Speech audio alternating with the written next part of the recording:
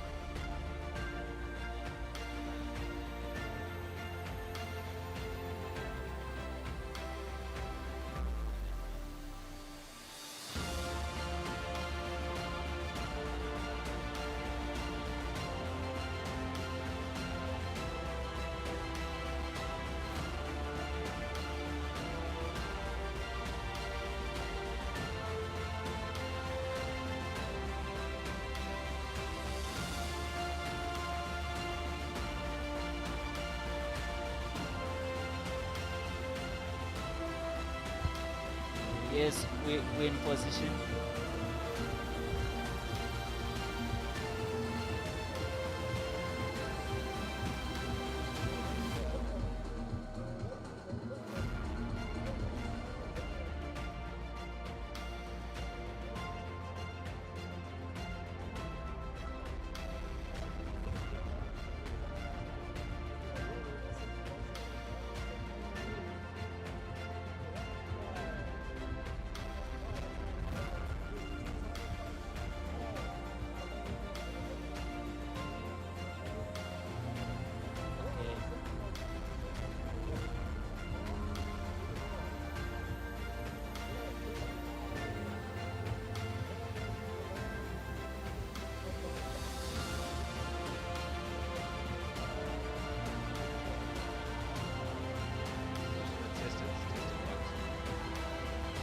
Test as well, 1, 2.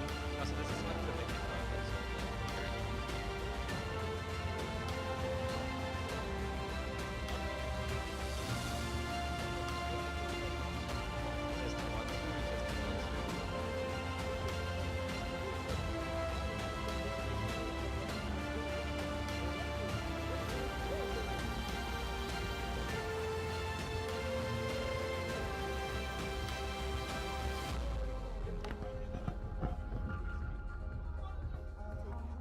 Testing 1, 2, testing 1, 2.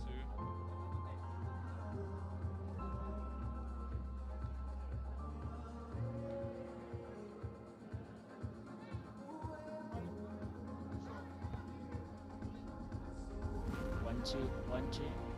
Testing 1, 2.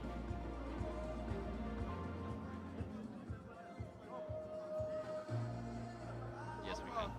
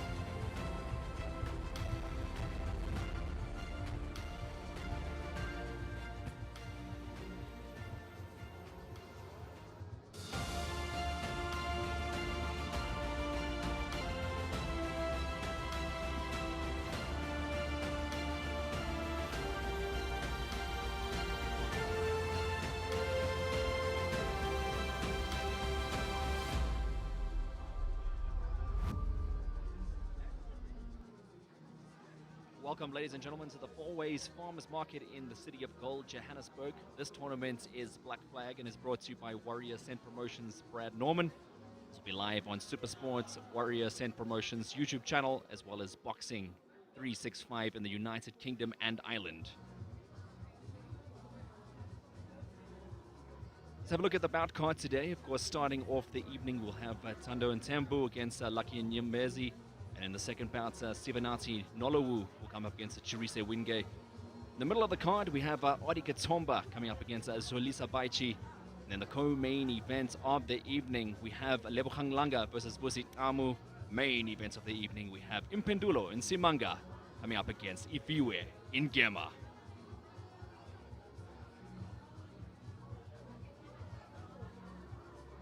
And we have the first bout of the evening loading up for us here. Of course, this is the flyweight division, 50 kgs, and we're ready to see who's going to put it on the line.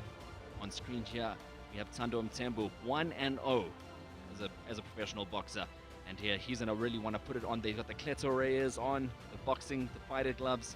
See what he can do with those pair today. And then, of course, his opponent in the other corner, Lucky and Nyembezi, will be coming in with 2 wins, 1 draw, and 1 loss. Of course, he's a man with a little bit more experience in the professional ranks, fighting out of Tembisa. And he is trained by his trainer, Thabo. And of course, we're going to see a stellar opening bout of the evening in the flyweight division. I am joined here today by my co-commentator, Bevan Sibanda. My name is Hayden Jones, and you've joined us here on the World of Champions and, of course, on the Warrior Ascent YouTube page. Bevan Sibanda, what a night of boxing we have. It's a great night, Hayden. Thank you for having me. It's very competitive matchups, as you can see the bill, especially with the first bout, Thando Mthembu taking on Lucky Nyembezi. Of course, on the records, you can see Thando is 1 win. He's not looking like he's an experience, but as an amateur, he has a lot of fights. He's a 3-time SA champion, taking on Lucky Nyembezi, who has 4 fights, 2 wins, and 1 draw and 1 loss. So it looks like it's going to be competitive. Yeah, it looks like it's going to be competitive. Always nice to see good amateurs coming out of the ranks. We know how difficult it is to produce really good fighters nowadays. So when a good amateur comes through the ranks, we need to keep our eyes peeled on them.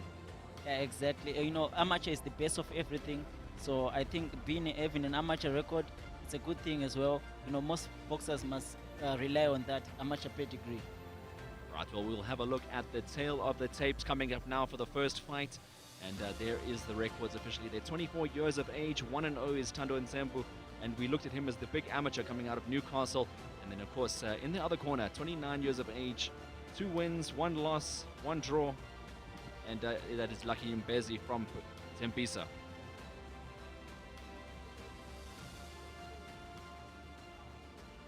Ladies and gentlemen, hello and welcome to the Four Ways Farmers Market here in Johannesburg, South Africa, where tonight Warrior Ascent Promotions are proud to bring you Black Flag.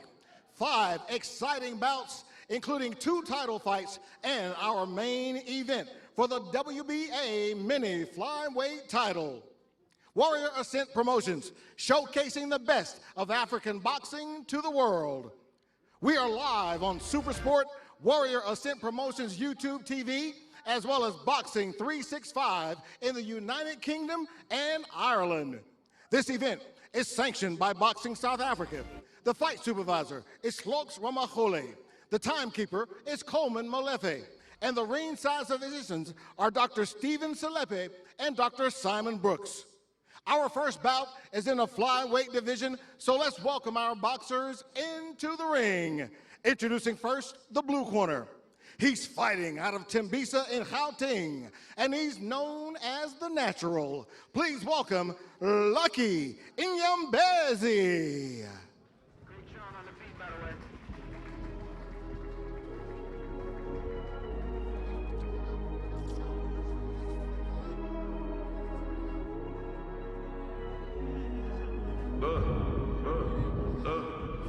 I got a feeling that everything just gonna end up being okay.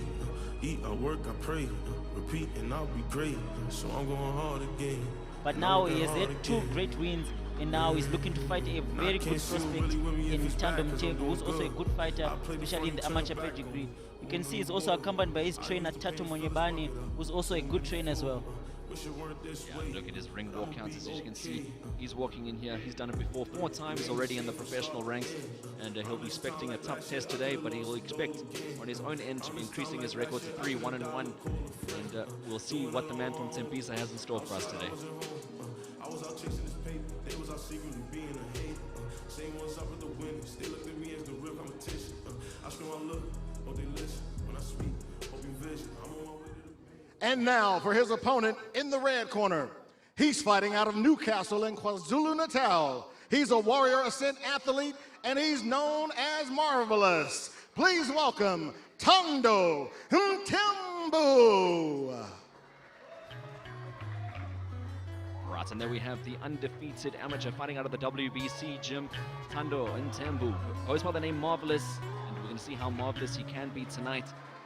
Bevan, this is another one of the guys that, outstanding young amateurs, as you mentioned before, just before 3-time South African champion. So what do you think he's going to bring to the table? You know, he's going to bring the amateur experience. You know, he's a very, very smart boxer. Not only smart in boxing, he also graduated in information management. So this year, and he's not a stranger to the farmers market. It's his 2nd time now. So you can see with this workout, he's enjoying. He looks to be putting on a show. Yeah, I was hoping you were going to say he's not a stranger at the farmers market here at the boxing ring. You know, maybe he's been around and hanging around this block here. Exactly. Yeah, looking at him there, hands behind the back, walking like an old man. He's from KZN, you know, he's enjoying his KZN music. See the way he's walking out, doing some traditional dances. He's feeling the moment, which I love about the fighter.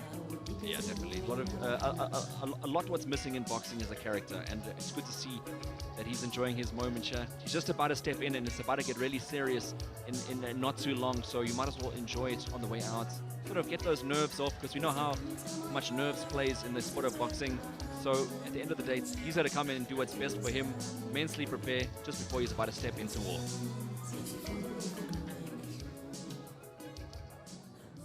Ladies and gentlemen, this flyweight bout is scheduled for 6 rounds. The judges for this bout are Rian Janssen van Rensburg, Namkla Chaluba, and Duduzile Dlamini.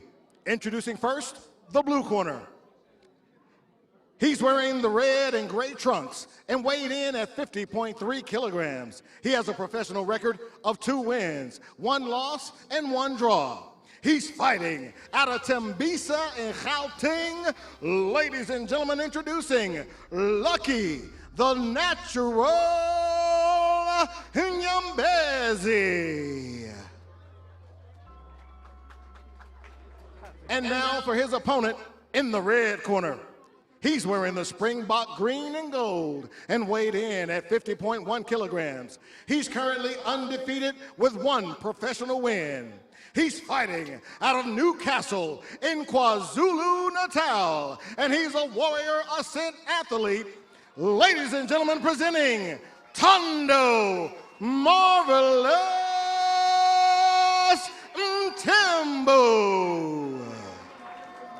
And the referee in charge is Mfundo Mvandaba.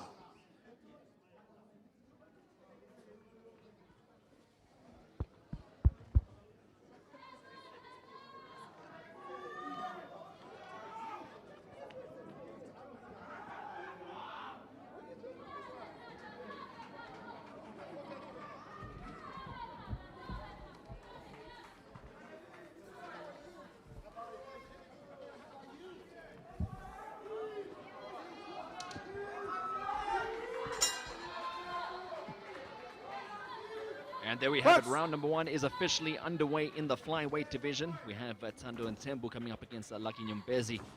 You see immediately off the bat, Thando going downstairs with a jab, just stabbing downstairs, testing out. Looks like good fundamentals from both of the boxers. Seems like the boxers are not wasting time. They went straight at it. They are in the center of the ring, throwing the punches, not looking to fill out. You can see the Mthembu rocking the Warrior Ascent colors, the green and gold. Also the WBC with the same colors. They're all linked together in one big boxing family. And obviously he's representing the home team. Interesting enough, always boxing in the Cleto Reyes gloves. And don't hold, gloves, step back. So we are expecting some big knockouts tonight as a result of that.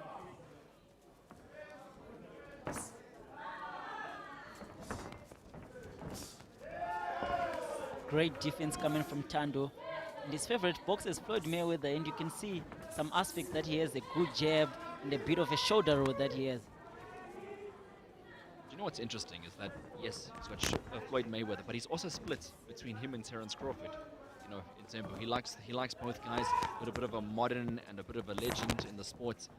So, you know, at the end of the day, good fundamentals, both guys with undefeated records, amazing. He's also undefeated. I mean, he's only 1-0, but still, he idolizes those big undefeated boxers. And I can say, Hayden, it's a good thing to not have one role model or one person you can look up to, so that you're not limited. If you say you want to be like this guy, you're just going to follow that guy and limit yourself from doing a lot of things. You see right there, Nyembezi just making him miss, but he's been landing for the most part, as in Mthembu. And he's again landing with the right hand. Just tying up there, Nyembezi. Doing the right thing, escaping, resetting, coming back, nice jab. And again, seems like Mthembu has found his range already, because most of his punches are landing right on the target. just a wild swing there from Nyembezi. But he's got to be careful, because the straight punching is doing it so far for Mthembu. You can see sneaky little uppercut there. Just enjoying himself. Protect yourselves at all times. Tries to snap over the top with the 1-2 combination. Seems to have a really good distance control, doesn't Mthembu? Yeah, I wanted to say that both boxers look like they have a good range, because when they're inside, they're not engaging much. They're not really good in the inside. But when they're fighting at range, it seems like both of them are having a time of them.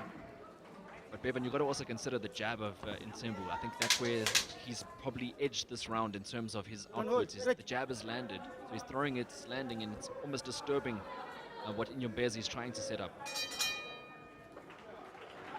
Well, round one is officially in the books, and we saw a great opening round here at Ascent Promotions. The tournament labeled Black Flag, the pirate theme on the night, and you'll see the ring card girls coming in dressed like pirates just to represent the Knights. And I got told it was inspired by the recent Assassin's Creed game being remastered, so that's really cool.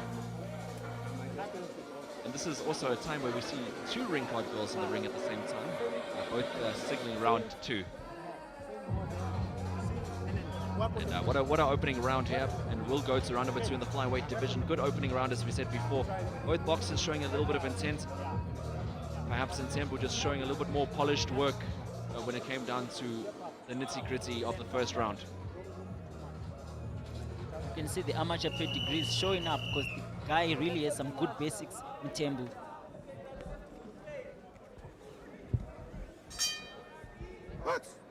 And round number two is officially underway here at the Four Ways Farmers Market. Good way to start off the evening. Again, just the two boxers tying up once more. Explosive in the pocket, though, on that occasion.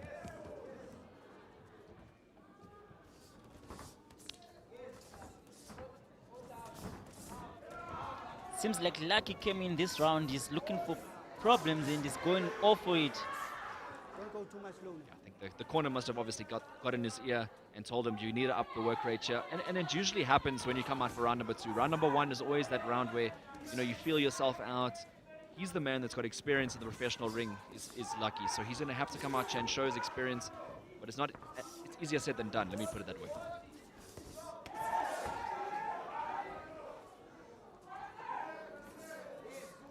Lucky definitely pushing the action, but Mthembu is too smart for that. He's countering from the inside and moving out of the way.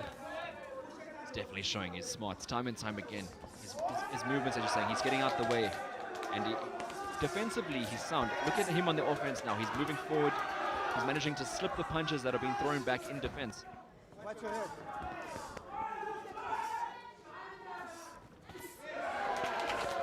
That right hand from Mthembu keeps landing. He always catches Lucky all the time, because Lucky is dropping his left hand, and that's when Mthembu is capitalizing on.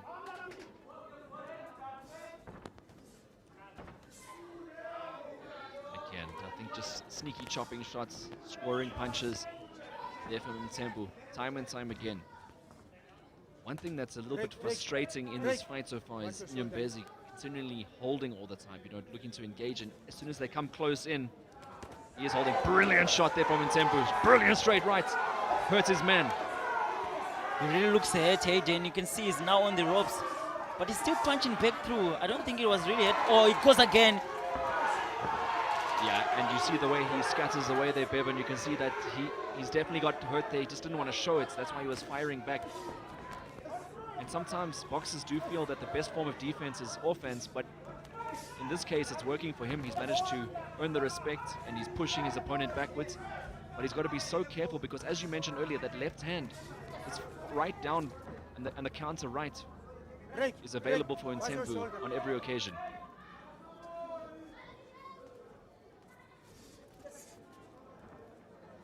Don't press him down. Break. No action on the inside.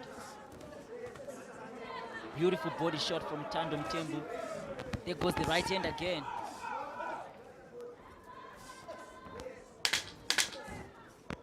Don't press him down. When you see the boxers doing this, they're falling into the same shots repetitively. You've got to have the corner stepping in and saying you've got to start moving side to side. Tactically, it's not a good game plan for him to repeatedly do the same mistakes over and over again. He's obviously got hurt in round 2. We saw him visibly hurt from the right hand. He's got to start mixing his movements up. Get away from the danger hand.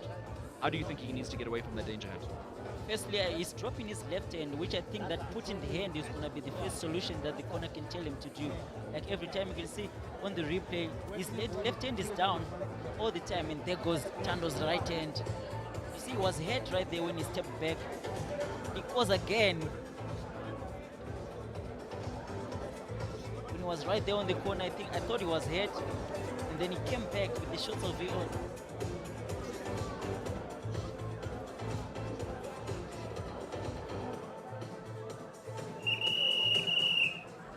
Both boxers obviously getting ready for round number 3. And there the corner of Thando Mthembu. So far doing well in this contest as the young undefeated amateur turned pro. 1-0 so far in his career, and he's stepping up here again and performing on a good level. Beautiful body shot there, just a left hook downstairs. Keeping it simple though, Bevan. That's what he's doing. He's keeping it nice and simple, not looking to overexert himself. Yes, he's fighting on his own terms. And what I like about Lucky is coming very hard in the first minute, but then he slows down. Thando seems like he knows how to capitalize with him. Oh, that right hand just lands again. Even with the head movement going side to side, still finding a home for the right hand is Mthembu. Don't do that.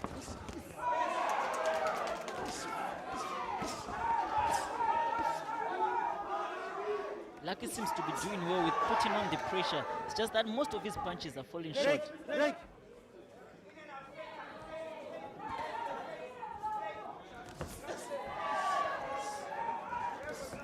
So what Lucky is trying to do here is he's trying to push pressure.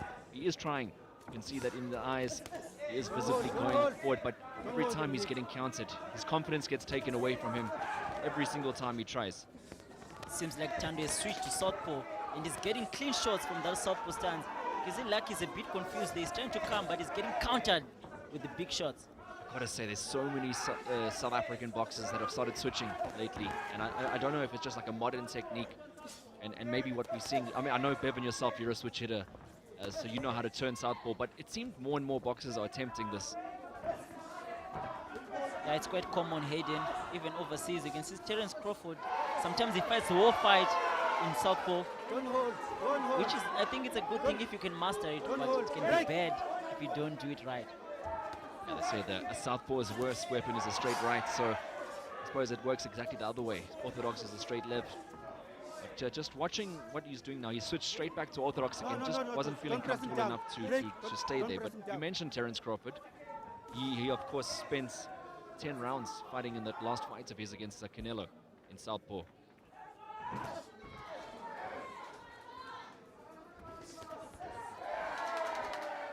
Thando with the counters coming through. Lucky's right in front of him. A beautiful counter. Oh, he's wobbling. He's running. He's just on his feet. Oh, big punch there. I mean, he's rocked, he's visibly rocked, but he's choosing to fight out of it. And again, I don't know how he's going to do this, but he's trying his hardest. He's refusing to hold. He wants to fight, but I don't know if this is a great decision. He's getting absolutely battered right now. Oh, it's bad, Aiden. He's trying to survive, but he's not stopping. Thando needs to keep working if he can. If he really wants the stoppage right now. It's the last time. Oh, saved by Don't the press bell. someone, Gab. Definitely saved by the bell. Saved by the bell, indeed. I think also referee obviously stopping them in between there, just saying one more time. But what a big round it is again for Thando and Mthembu. And that corner that we're seeing on TV, Lucky Nyombezi is really, really going to bring him back. I believe he's 3 rounds down to be exact at this point, and he's got to do everything. But he got absolutely battered in that last part. His legs were gone. His legs were gone, Aiden. You can see he was not. He did. I don't think he knew where he was at that moment. And Thando jumped on him, throwing punches from right, left. He tried to force the stoppage, but he managed to survive. Again, what causes that is the right hand. Once more, the mistake that repeats itself is what's hurting him in this fight. And he's got to adjust. He's got to make adjustments. If he's going to even have a chance here, he's got to keep going. But again, easier said than done, as we said. Round number 4 is officially underway. And more offense from Nyombezi. He's got to be busy. He's got to look to smother the work. You can see that Mthembu is very polished. You can see his amateur record suggests that he is good, and we've seen tonight how good he can be. Don't hit at the Look face. at how Don't he hit at the slips back. away from those punches. That was artistic. Slipping away the punches just by inches. He's very smart. Is his name? He's marvelous. Yeah, and he's been marvelous this evening as well. And Nyombezi called the natural. Naturally, he hasn't seen the right hand tonight. Oh, what a body shot. Got hit with the right again. I must commend the natural really does have some good recovery. 'Cause every time he gets hit, it seems like he recovers very quickly because he runs back straight to fighting. You know, as well, when you see fighters bouncing back, you can attribute that to their fitness as well. He could be extremely fit coming into this fight, and also fighting with heart, as you said. I think you've got to give him a lot of credit for sticking it out there. I think a lot of guys would have fallen to Mthembu by this stage, but he is standing there, and he's giving himself a fighter's chance. You know, all you need to do is stick in the fight, and sometimes you need to see out the storm in order to get the result at the end. But again, he's got to start getting away from that right hand.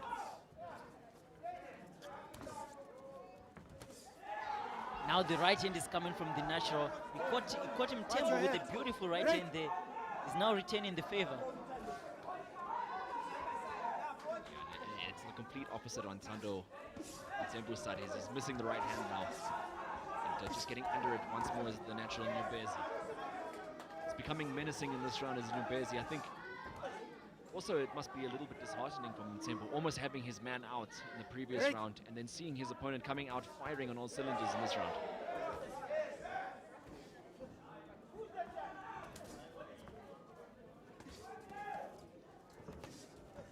Beautiful right hand from Lucky Nyombezi.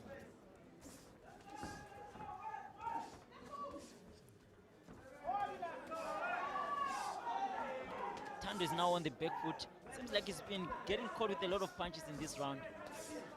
Yeah, it's definitely looking a lot better in this round for Lucky. I think he's definitely putting the output. It's almost like Mthembu is just not enjoying the heavy work rate, and it's much better that the natural is starting to not hold. He's starting to throw his punches. I think his corner must have told him, listen, you're behind, and you got really badly hurt. We need to put everything. We need to throw the kitchen sink at this particular round. You can see Thando looks like he's feeling the pace a little bit. He hasn't passed the 3rd round because his last fight was a TKO winning the round 3. Oh, and a little bit of words between the two boxers as they got that. I think he's told him right there that watch out, I am coming firmly back here in this fight. The momentum might just swing. That's what he's saying. No, you don't do that. And what a round it was. Round number 4, the best round for Lucky Nyombezi of this fight. And I pretty much I wouldn't hesitate to say that he did better in that round. And obviously momentum in fights, you know, momentum always goes by. Mthembu obviously in the beginning of the round with that brilliant body shot. That was the last major moment for Mthembu in this round, because it was all Nyombezi from that stage onwards. And look at the right hand, just glancing right hand, but he was doing a lot of damage, cumulative damage, Bevan. Yeah, you need to go for the boot. Round number 5. Marvelous got to come out in this round, and he's got to find his way like he was in the beginning of the fights. As you mentioned, 4 previous fights, he had a 3rd round stoppage. He has not swam in these waters yet, which is round number 5 of a fight. I think Lucky now is a good strategy in terms of coming forward. It will now work on the later rounds, because early in the round the guys are too sharp and too smart to see everything. But now I think it's his time. Now you can see he's shaking his head, telling them, I'm here. This is where you're going to see if Mthembu can swim, because this is an experienced man that is coming up against 4 fights in. He's at 6-round level already. You know, after 4 fights, you should be around the 6-fight level. Mthembu is stepping up to 6 rounds already in the 2nd fight. So, I mean, already the development stage of his career, perhaps 4 rounds in, he would have been clean victory and already moving on to the next assignment. But here we have 6 rounds, so we're really going to get a test for Mthembu.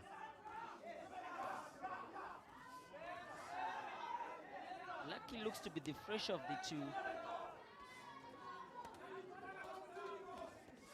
And he's still punching. You can hear Lucky's corner shouting, Lucky, he's tired.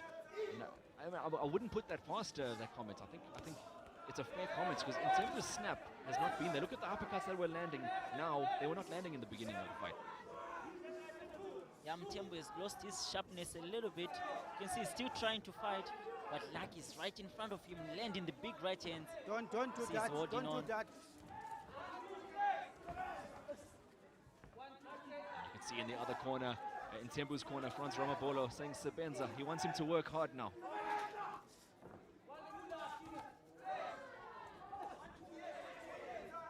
Lucky's doing absolutely well, but he's neglecting his defense. You can see he's going in with his face. Thando still has a lot of power. He has 1 fight, 1 knockout, which can be dangerous. You can be reckless at this point. No, exactly. But again, in saying that, Bevan, you know, Lucky's best option was probably to do this, to make it a bit dirty, but going in there, throwing haymakers, throwing the kitchen sink. I don't think he's as polished a boxer as Mthembu is, so maybe fighting that game might be dangerous. You know, maybe this is the right style for him to come back into the fight and cause difficulties. I see what you mean, Hayden. Indeed, it's a risky move, but it is working for him. It is working for him. He's getting caught, Stop. but he's still doing well Don't go too much in this down. round. Don't press him. You know, sometimes you know, you gotta take that risk. You gotta hit to get the punch in. You know, he's fearless. He's not showing anything in terms of coming in. He doesn't mind. Maybe he's felt Mthembu's power. He obviously got hurt early on, so he knows that there's power. But at this stage, what I like about it is a lot of fighters, once they start losing, they give up and they just stop. He does not give up. He's keep going.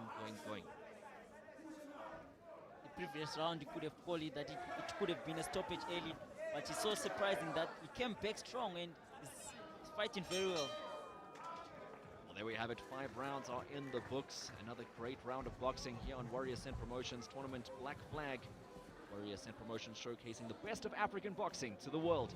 And this obviously goes into the final round of this particular bout. Round number 6 is scheduled for 6 rounds in the flyweight division. And we see in the corner, we're just seeing the of Thando and Mthembu. And he's going to have to do just a little bit more in order to get the victory today. He's really had to work hard for today's assignment. And you can see right there, Lucky Nyembezi just putting under pressure. Landing that right hand. They're glancing right hands. They're not flush, you know, they're not really knockout punches. But that's because of the distance gauge that Thando and Mthembu is doing. He's still very cognizant of range. Yes, Hayden. Lucky is now fighting with pressure and he feels like he's under pressure. He's trying to make sure that he's landing anything that he throws. It's not more of him about the impact. He's just throwing and making sure the punches land. Well, let's see what happens in the 6th and final round of the flyweight division. We'll see exactly how it goes, but both guys look like they're going to go for it this round. Look at the way the round has started. It's all guns blazing. Beautiful body work there from Nyembezi. I love how both fighters are mixing it up. Head, body, See. Ooh, beautiful right hand from Lucky. He goes downstairs, he's hitting the body. Is this a fight of two halves? Will we see a close competitive judges score coming out here, or we'll see how they will score it at the end of the day? But I think the most important thing for Lucky is that he's come out and shown a lot of heart. You know, this is what promoters want to see. They want to see guys putting it all on the line and giving the fans a show.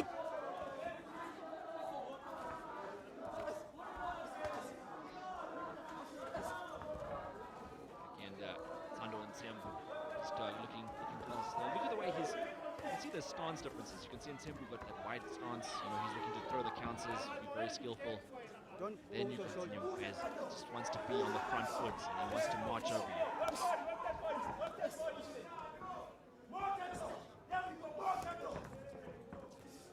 Mthembu now on the counter, on the back foot. It is countered very nice from the back foot.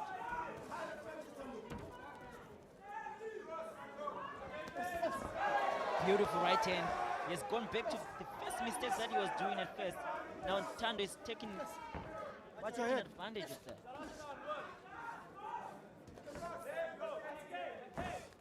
Yeah, you got to figure that Thando's got to be careful now, because what he has is a live opponent for him. Yeah, beautiful counter right there from Mthembu. Has Nyembezi given everything he has now, and is this the time of another momentum shift? Break, break! Break!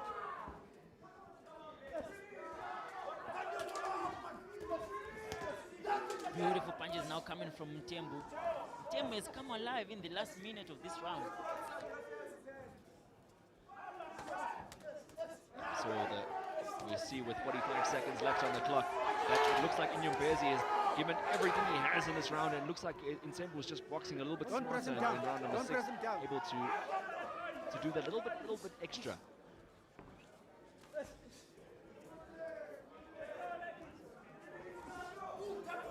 Nice jab from Nyembezi.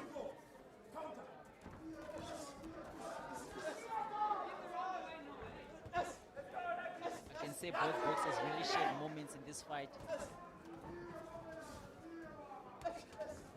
What a great way to open up the night. I think this type of fight to set the tone for the evening. Two flyweights going at it, throwing the kitchen sink. Mthembu boxing from the outside, looking to counter effectively. And you got Nyembezi, who's coming forward and gave it his all. A very, very close fight here, and a very, very exciting way to open the night. A big shiner on the right-hand side of Nyembezi's eye, I think maybe from some of the punches that landed a bit earlier. Having a look at the corner of Nyembezi there. Sort of very valiant effort, a very strong performance from this man here, despite being against a man with such a high skill set in the form of Thando and Mthembu. It's nice to see it, and this young man here, of course, as you mentioned before, Bevan, a stellar amateur that's stepping up and looking to go well. He had a lot of difficulty, particularly in round 4 and round 5. He had to face that adversity, and you can see as the fight went on, it almost was a fight of two halves, but round number 6, Mthembu started finding his feet again, and perhaps just did enough to get the win at the end of the day. Yeah, you know, sometimes the worst case scenario for a boxer is almost knocking someone out, because sometimes you end up punching yourself out, and then you get tired, and the guy comes back. But for this instance, you can see Thando also came back. You know, he was not stupid, he was still smart. Late rounds, he was making sure he's countering from the back foot. In front of him was a very, very tough customer, and Lucky kept him coming forward. He didn't care what was being thrown at him, but he was just right in front of him. Dogs.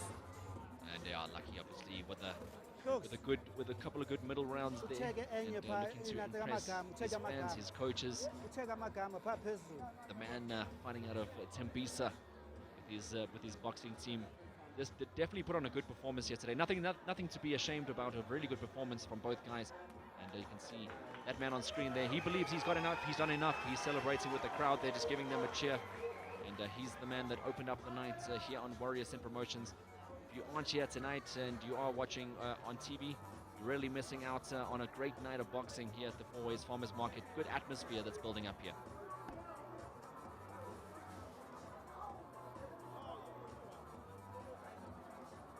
And there is a lot of talking in between. Obviously, it's going to be a tight one. We're waiting for the judges' scorecards, and we always know the mathematics have got to be perfect, and especially if it's a close one.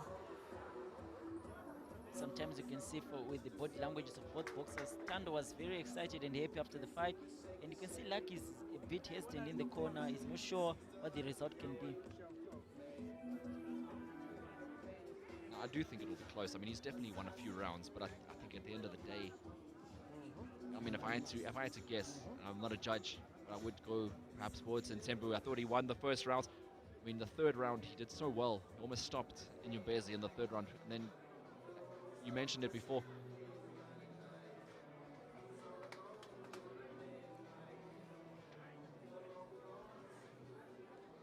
Ladies and gentlemen, after 6 rounds, we go to the judges' scorecards for a decision. The judges score this bout 59, 55, 60, 54, and 58, 56, declaring the winner by unanimous decision, Thando Mthembu.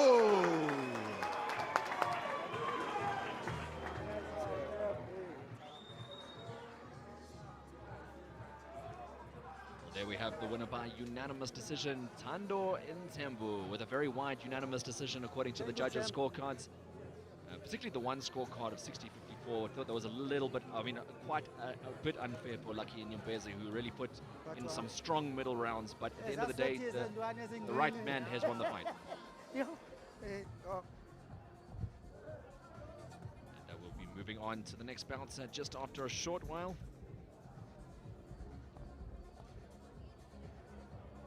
What's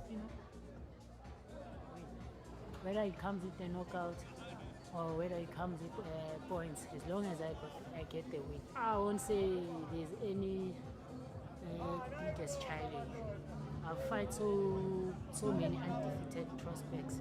I defeated all of them, and if you can check them after boxing with me, they are not going anywhere. I've exposed all of them. So this is the next one that I'm going to expose. I must just be a prospect initiator, you see. I know this boy is a fighter, I'm a fighter, so we'll just meet in the ring. It won't be boring, it will be an exciting fight.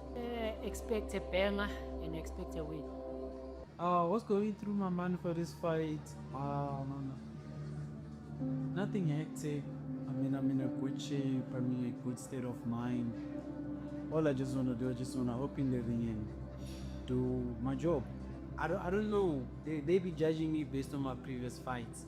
So I even got tests from my previous former teammates telling me I'm not ready for this fight and all of that. They be thinking he's gonna have a yoke over me, but I'm a different machine. I'm a different beast.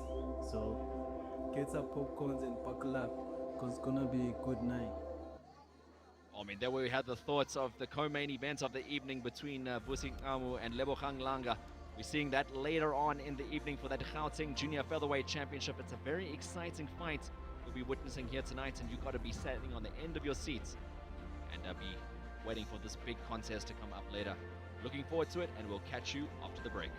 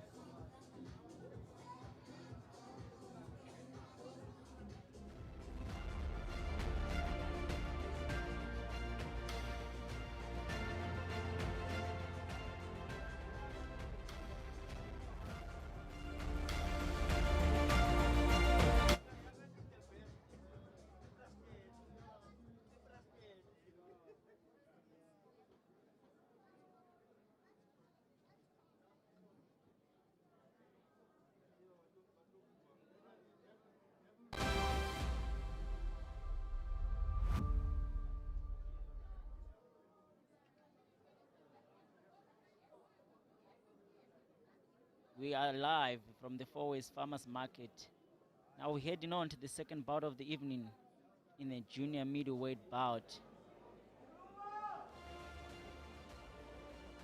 This has been a great first bout between Thando Mthembu and Lucky Nyembezi.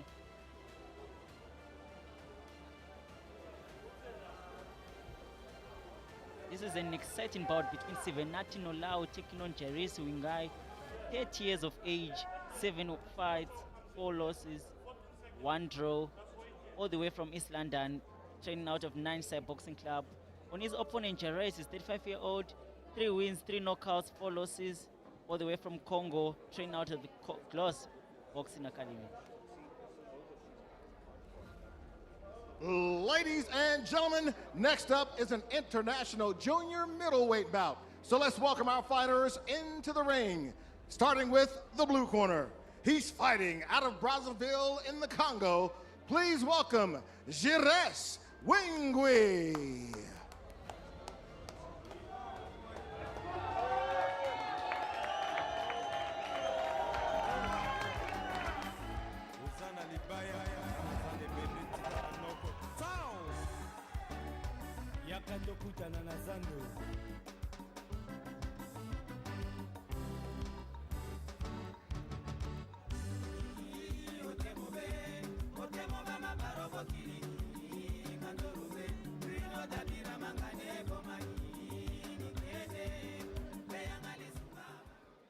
And now for his opponent in the red corner. He's fighting out of East London in South Africa, and he's a warrior ascent athlete known as Goliath. Please welcome Sivenati Nolawu. Nolawu from Nice Side Boxing Club. This man, unfortunately, made his debut in 2015 and he made a draw, but his last fight was a loss again against Aaron Muteba, the hard hitter from Congo as well. He has 12 fights, 7 wins, 4 losses, and 1 draw. He's southpaw from Eastern Cape.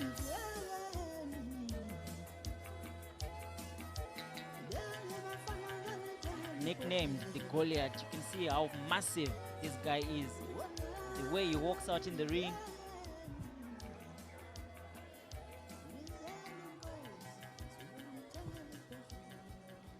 Ladies and gentlemen, this international junior middleweight bout is scheduled for 6 rounds. The judges for this bout are Namflatuluba, Jaap van Nieuwenhuizen, and Thabo Spampool.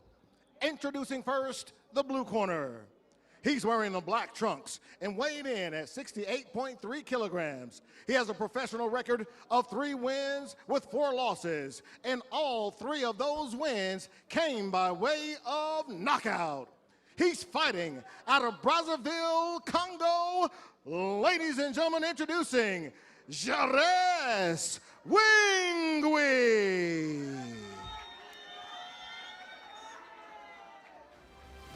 And now for his opponent, fighting out of the red corner. He's wearing the black, red, and gold trunks, weighing in at 69.4 kilograms with a pro record of 7 wins, 4 losses, and 1 draw, with 5 of those wins coming by way of knockout.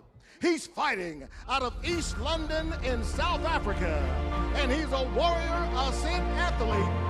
Ladies and gentlemen, presenting Sivenati Goliath Nolawu. And your referee in charge is David van Nieuwenhuizen.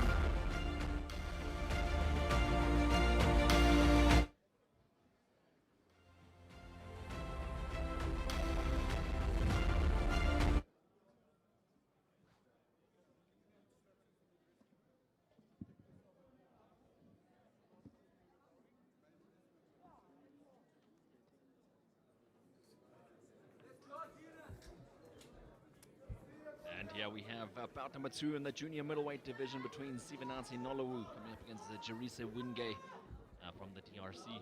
Well, from Brazzaville, Congo, correction. And they'll be going as Southpaw versus Orthodox. Round number 1 is officially underway. We're expecting some big punches here in the junior middleweight division, otherwise known as the super welterweight division worldwide. Nolawu with a big straight left, stepping downstairs to the body.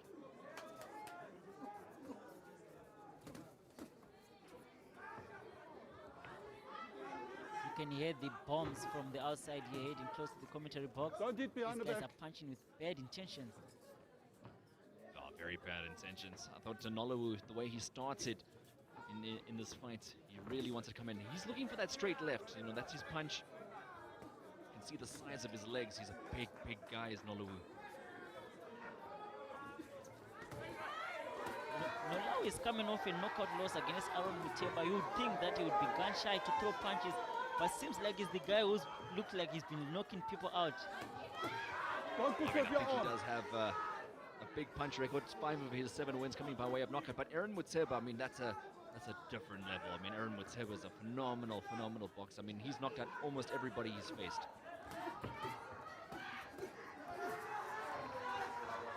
Jaris as well looks like to be a puncher. You can see his record is also 3 wins, 3 knockouts. He stopped everyone that is beaten. You know, when it comes to fight records, you also gotta take it with a pinch of salt. I mean, both guys, for example, we don't know in terms of the up-and-coming scene who they've stopped and so forth. But we'll see it in this fight when you got 2 big, aggressive power punches, and one of them puts the other guy away. Then you start taking it seriously.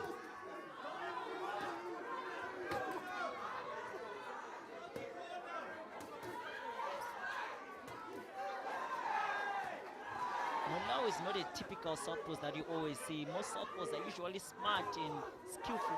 Him is just comes to fight. He comes to fight. Yeah, I know exactly what you mean. Most southpaws are Don't push effective down, eh? counter punches. You know, they're waiting for action and then they Don't push exact him. punishment. Nolawu is very come forward. And as you said before, not always the smartest in terms of his defense. Stop, He's throwing stop. the punches and not bringing the Don't hands hold back him at with times. your hand. Box. But he got such bad intentions, does Nolawu. Jaris seems to be switching on southpaw as well. Want to test the holsters. Got missed widely by a big overhand left hand. Don't push him. Yeah, if that landed, it would have been lights out, but he did miss it there. And good distance control there from Jaris. As Jaris temporarily switches southpaw.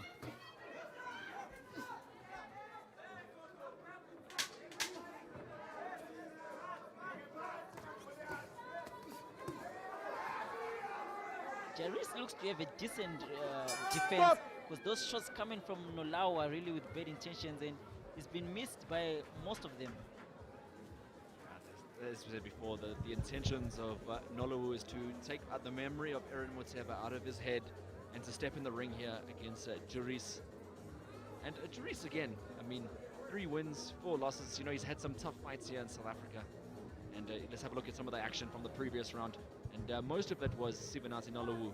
And a beautiful setup there for the uppercut. They're just opening the hands, Lomachenko, like where you sweep the one hand to the side and you open the gap. So very good fundamentals that we're seeing from Sivanati Nolawu. He's obviously been stopped 3 times as well as Nolawu. So we've got to take that into consideration. You know, that Wingate can punch. He's always going to be in this fight as long as he has that punch on him. So round number 1, very good round in my opinion to Nolawu. Thought he worked effectively, landed the bigger punches. But remember, this is a 6-round fight, ladies and gentlemen. We're going to see how this fight unfolds. Round number 1 is in the books, and now we are stepping into round number 2, live on Warrior Ascent Promotions, brought to you by your World of Champions Supersport, and of course on the YouTube channel on Warrior Ascent Promotions. Loving the feints coming from Jaris. That's the way to do it when you're fighting someone who's very aggressive. You need to feint them to see how they respond.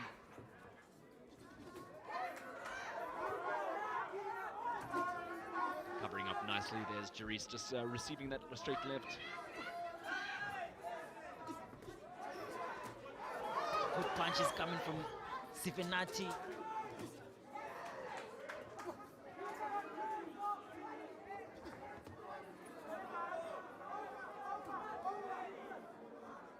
Right.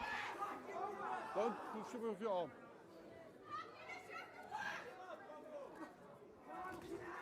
Big punches there, and unloading is Sivanati Nolawu.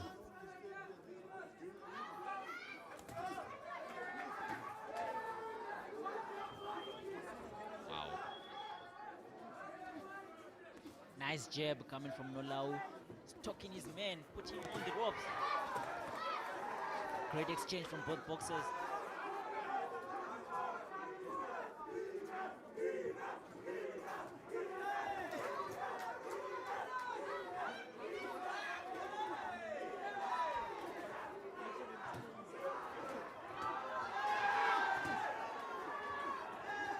Great exchange in the corner.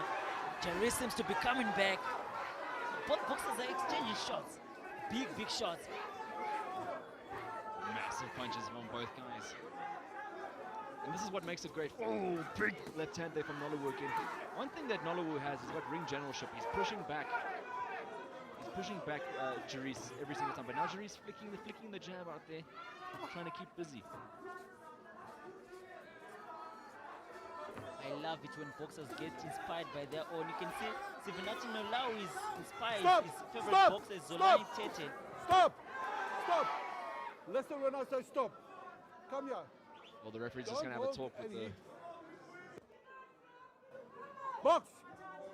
Yeah, we didn't quite hear the referee there, but he had a word with Nolawu, just basically giving him a warning.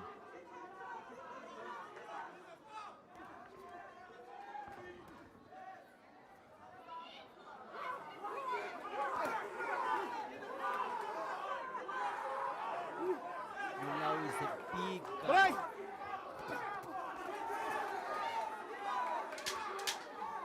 He is just a physical specimen, isn't he? You know, just everything about him. You see both guys, you wouldn't wonder how are they in the same weight. Stop! Yeah, it almost looks like Stop. Juris is probably in the welterweight division or even junior welter. But you look at the size of Nolawu, maybe just Nolawu is just a giant of a man in the super welterweight division, otherwise known as the junior middleweight division.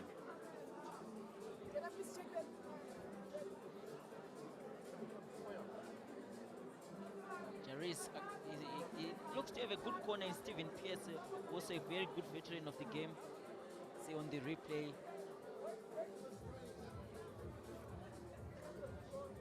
He's missing most of his big punches, but every time he frames him, always catches him on the target. Kairis came back with the good shots of his own in this round.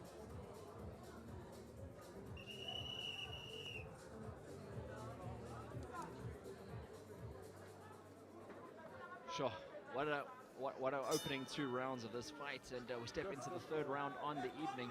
The referee's just going to call them in. Oh, he's not. He's gonna just signal it there. And Jerry's now at southpaw versus southpaw. I love this stiff jab to the body that is coming from Sivenati Nolawu. Jerry's did stay for a while on the southpaw stance. Seems like he doesn't like it there.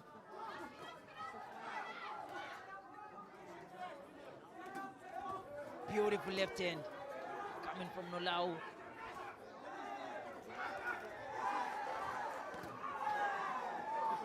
See, Jerry's has also got some power there. You can see that. Oh, brilliant straight right from Jerry's. Starting to have his own moments in this fight now as Jerry's. When he throws his jab, though, Bevan, he's not intentional with it. It's basically a setup punch for the right hand. He's setting up that right hand, and you can see every time he set it up, it's landing clean on the right on the target.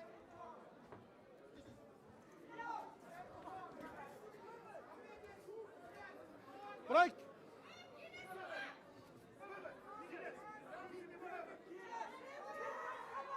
Jerry's is moving between southpaw and orthodox, but it's a very confusing time when he does it. It's not in between anything.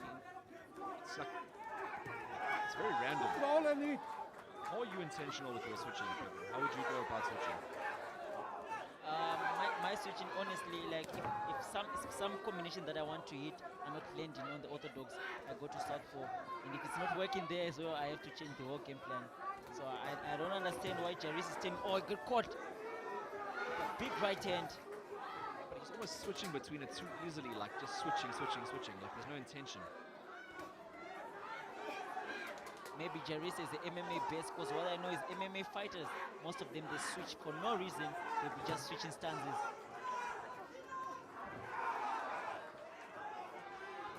I think at some stage you start confusing yourself because you don't even know what's a straight punch and which punch is a jab now because of the amount of times you're moving. So just from a calculation point of view. As you said, tactically it can be used in a really good way. But I think it looks like he just switches there again. Maybe he's trying to confuse Nolowu.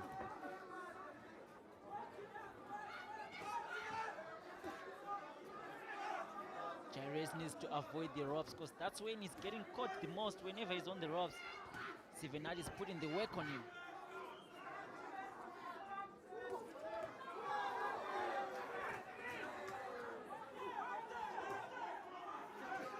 Ooh, beautiful uppercut there from Nolowu. Oh, but then again, Jairus comes with a couple of uppercuts of his own.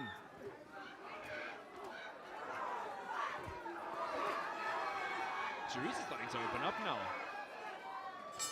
Stop!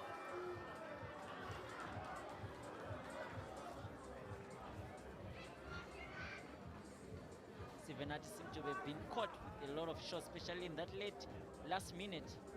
Jairus seems to have found his range. Every time he's on southpaw, he's really doing well on the southpaw stance. Yeah, he is. I think he needs to stick to it though, because that's where the difficulties are coming through. I think every time he switches back, he's getting tagged with something big, and Nolowu is obviously prepared for an orthodox. You can see the way he's fighting, the type of punches he lands. He's landing a lot. Look at Jairus, he's in the orthodox stance there. This is where Nolowu is enjoying himself. Beautiful straight right there from Jairus. And he landed a few sneaky uppercuts in the instance as well, but you see they're straight on for the left hand right hook combination from Nolowu. Another good round for both guys, and we are exactly halfway through this particular bout, and we're about to head over into round number 4 rather, between Nolowu and Winge.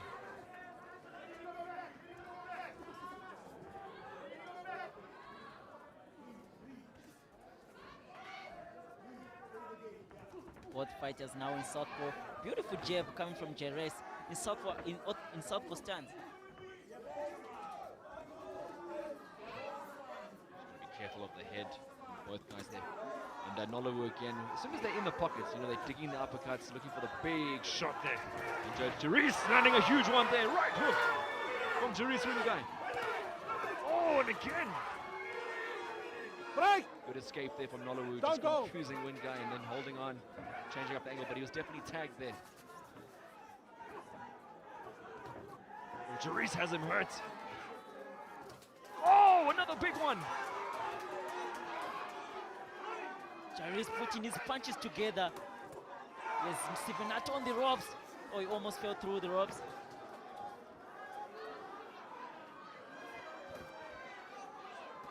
We thought we were going to have an injured strawweight right here. He was about to head straight through the ropes onto Come, the break. commentary desk. I was Right. so scared for my life. Oh, beautiful body shot coming from Step back. Jairus. They're not small boys. You know, they're big guys. So if a guy like that falls through the ropes and lands, it's over. It's over. It's over. And you just come back from an Achilles injury. And I have a fight lined up. Fighting next week, so I mean, that would have been tragedy. But back to the Don't action. lean on your And opponent. we're seeing a good little moments for Jairus Winguy.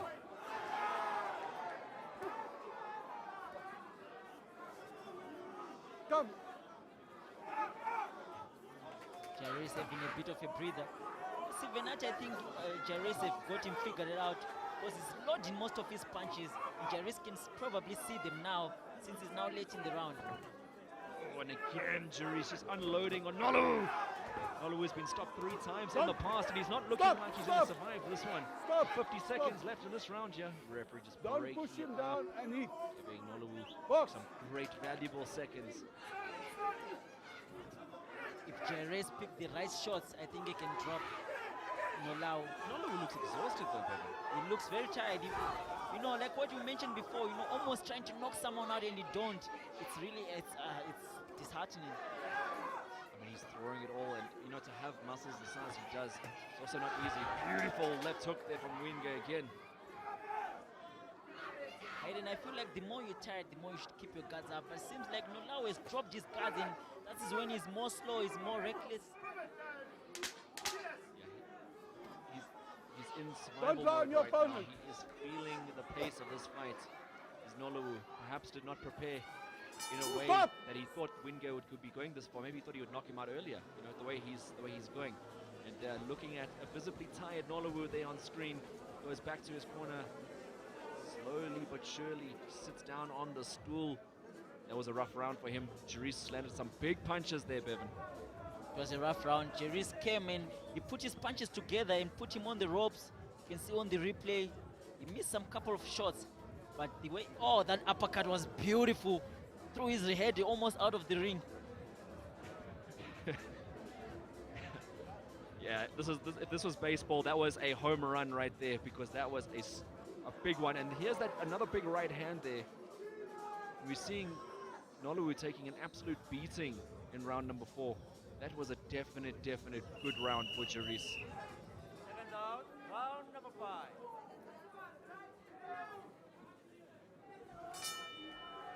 Let's see how both of the guys perform. Round number 5 out of this allotted 6-round bout. And between Sibanati Nollywood and Jerice Winga. It's been a very close fight, probably a fight of 2 halves. We're looking at a very close fight. Nollywood started off with a lot of steam. His corner's going to have to try and bring him back for this one. But Jerice has came back in this fight very strong, Bevan. Landed some big shots in that last round. Jerice is playing it more smart now. He's hitting and moving out. And same as Sivanat Nolau, he came with a different approach. He's not jumping in on him the way he was doing in the early round. So he's hitting and moving back.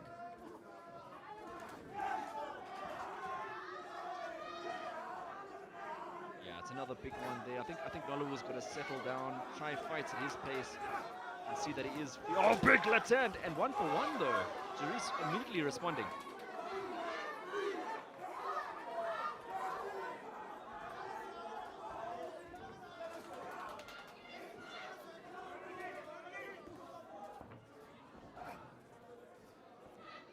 Nice jab there from Nollywood, and again a nice jab, keeping it simple now. Not throwing many combinations now, 1 punch at a time, looking to accumulate and disturb Jerice. Oh, big left hand. Once more, you got 2 power punches in here. You don't want to be exerting too much energy. But Jerice, I think, doing some smart work here. He's waiting. Still got 90 seconds left in this round. Seems like Nolau has dropped his mouth guard. The referee is taking a look at it. Excuse me. Hey.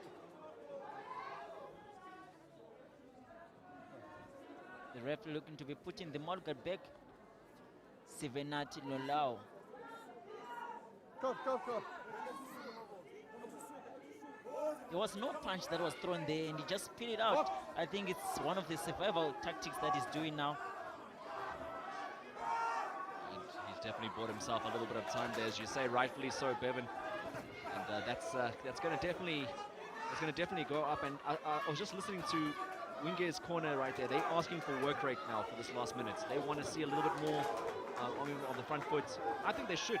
They should be putting pressure on Nollywood, because they can see Nollywood's feeling the heat of this fight.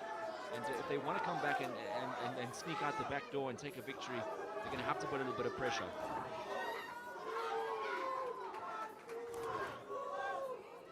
I think Jerice is doing bad by letting Sivanati going back to his rhythm, because now you can see he's now in his rhythm. He found his rhythm. He's now landing the jabs clean. Another thing, Pepin, is I've noticed that Jerice, although Nollywood is feeling very fatigued, could have possibly gone downstairs to the body just a little bit often. Just, take a little bit of the air out the tires. Really made him work for it. Don't get behind the head, though. Referee just warning not to hit behind the head.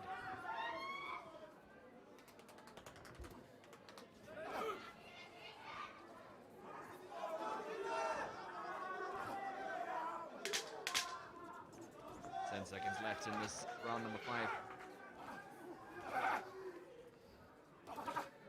Shield out of the mouth of Nollywood once more. Stop. Well, that's his round number 5, a closer round. Again, I thought, as you mentioned, Bevan, that Jerice allowing Nollywood to get back into his rhythm. I don't understand that. I mean, Jerice looks like he is good to go for more rounds and more rounds. So yes, okay, he is breathing quite heavily there. He plays a good poker face in between the fight, but it's Nollywood who looks visibly tired. See on the replay, Nolau was having his time. He was fighting on his own terms, waiting. Every time he wants to engage, he engages. Jerice just let him have that. He's letting him back to the fight. You can See there, one more round left in this bout, and you can see there Sivinati Noluwu. Can he dig deep and give us one big round here? Or will it be Jarice Wingate who's going to dig deep and give us a big round here?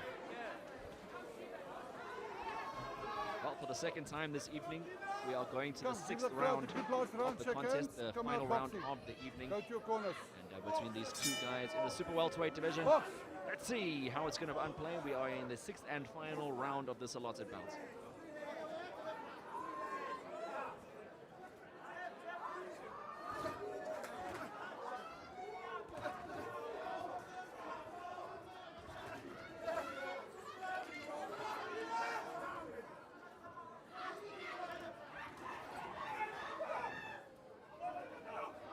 Jerry's trying to step on him, but he's not landing anything.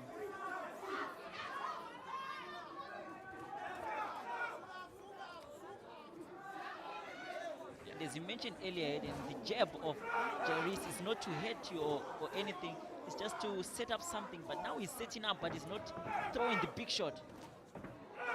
Yeah, it's like he's scared to throw the right hand. I think that it's like that last round, something just didn't fire off with Jarice. You know, he got in such a good momentum in the previous round, hurt Noluwu quite badly.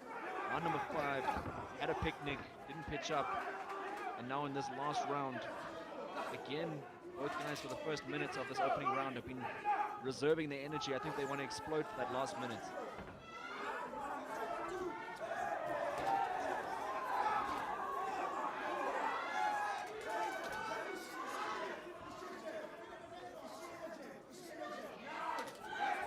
A bit of a breather from both boxers, no action.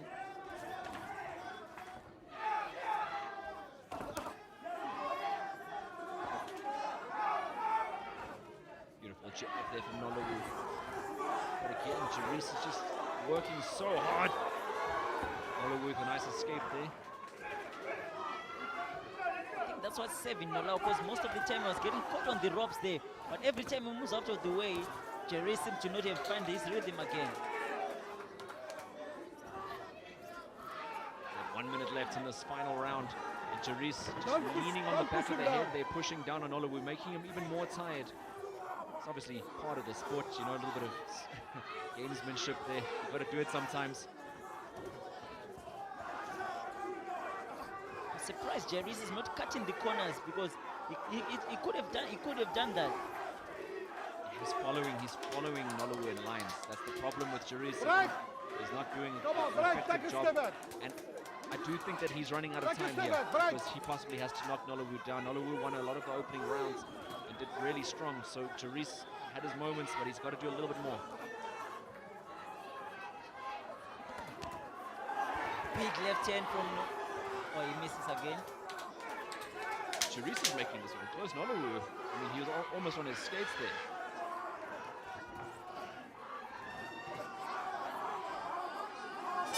Stop! What a fight. Beautiful fight. Beautiful fight. Well, for the second time on tonight's card, we have gone the distance. Good matchmaking from the matchmaker AB Zamnisi alongside the promotion warrior Ascent, putting on some great fights on the evening. Noluwu with some scares early on, well, in the middle rounds, we should say. Early on, he looked very comfortable and looked like he was going to put Jarice away in the early rounds, but Jarice clawing his way back into this fight and made it a very interesting one. Credit to Sevenati. He handled business lately, late rounds. You know, he started to hit and move, taking less damage because he was getting caught on the ropes. But he saw that he has to hit and move, and he was doing that very well. Well, we have a look at some of the action from that previous and last round, the sixth round. And looking at Jarice coming forward there, that was a theme of the second half of the fight, where Jarice would come forward. Noluwu was making a miss on that occasion. Scrappy in the exchange from both guys. But Bevan, you identified it. Oh, a beautiful left hook there. He wasn't cutting corners effectively of Noluwu. He was allowing Noluwu to escape very easily out of the corners there. So at the end of the day, it was a very, very close one. But again, it looks like, at least in my opinion, Noluwu has done enough to get it today. Nola was very active in the beginning of the round. He was very active. He came in, like what you mentioned earlier, that he came with bad intentions. He was throwing bombs, framing Jarice. Jarice woke up mid of the rounds. and then he let the fight go late rounds again, letting Sivenati dominate slowly in the late rounds. We're going to have to see how this goes. The man that goes by the name Goliath is Sivenati Noluwu. And it wasn't a case of David versus Goliath today. It was definitely Goliath coming out on top. Today, well, we'll have to see. We have to see. The judges will have to get there, but you know, it most certainly feels that way. I agree with you, Hayden. Well, yet again, we are waiting for the judges' scorecards once more. It has been now handed over to the referee, who will in turn hand it over to our ring announcer, Shane the Duke Wellington, who will read out the scorecards in due course. But you can see how proud the corner is of Jerris. I think knowing how, I mean, every man has a journey on his way to the ring. We don't know what they go through behind the scenes, and you know what emotional decisions it took to get into this ring. We all know that boxing is a really tough sport. But we are ready now to go to the scorecards. The referee will call in both boxes to the center of the ring, and we will get those scorecards.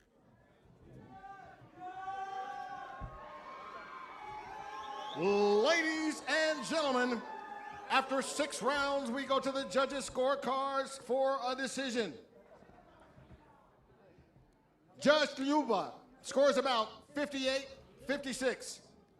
Judge Van Nieuwenhuizen and Judge Pompool both score this bout 57-57, declaring this bout a draw.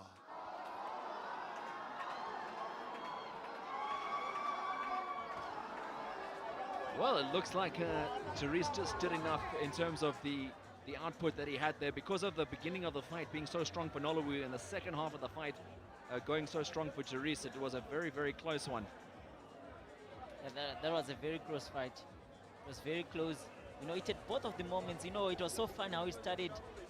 Sivenati starting as a fighter, and Jerris was a boxer. Then late rounds, Jerris started to be the fighter, and Sivenati became the boxer.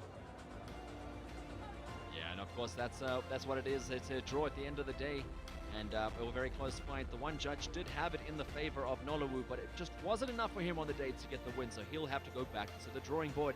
And of course, Jerris, he will step back into the ring in due course.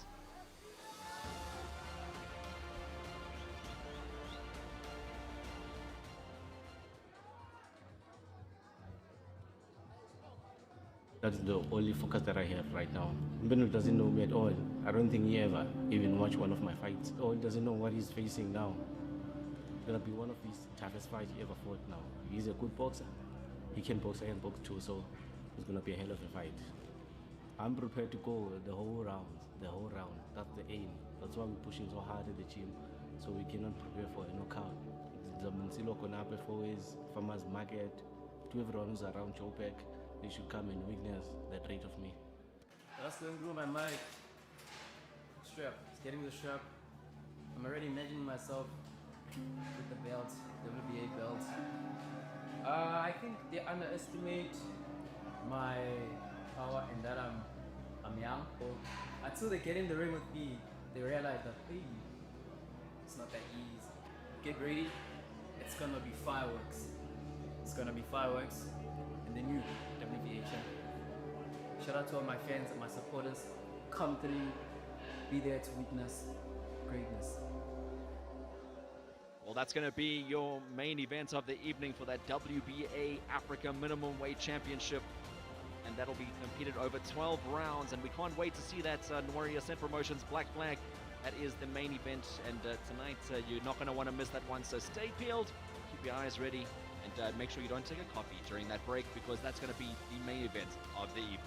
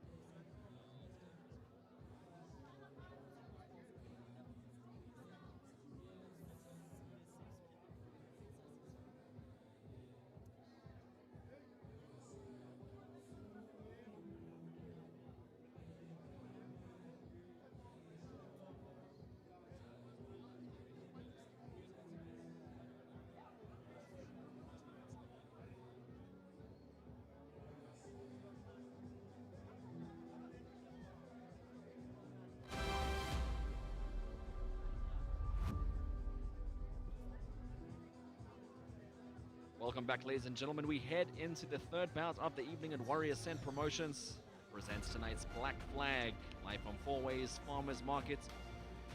And we look forward to the next bout of the evening. We are almost halfway. In fact, this bout marks halfway through the night, and we have a look at the tail of the tapes. 22 years of age is Ardy Katompa, as he takes on the 32-year-old South African Zolisa Baichi. And what a fight this is going to be. The WBC gym versus the Tebesha Boxing Gym in the Eastern Cape. Look forward to an exciting bout.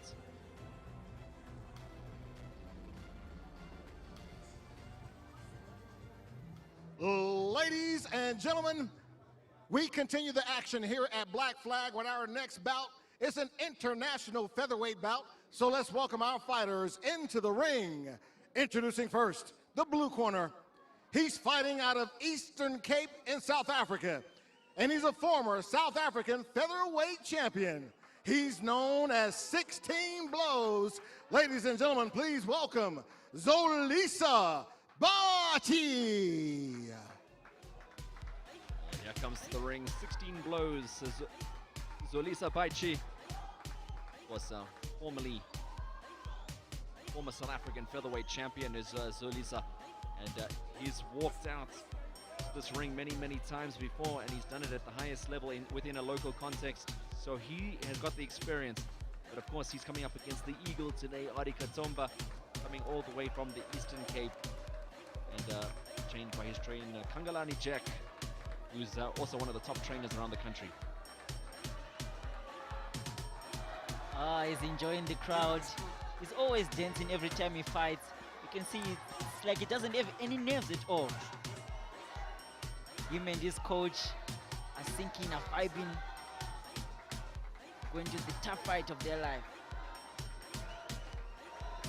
He is really enjoying this ring walk out here, and the crowd is liking it too. You can hear some of the crowd also joining in on the ring walk. Walking out a proud former South African featherweight champion. And he's going to want to come back again, and this is a fight that's super important to him in his fight career, because we've seen Ardy Katompa before upset another man from the Eastern Cape in the form of Siabulele Hem. So obviously Baichi is going to want to get one back for the region.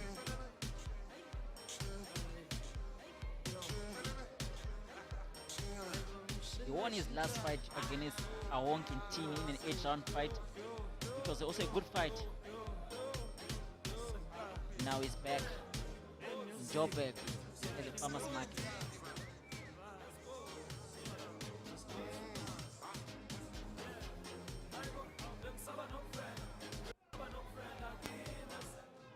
And now for his opponent, he's in the red corner and he's fighting out of the DRC.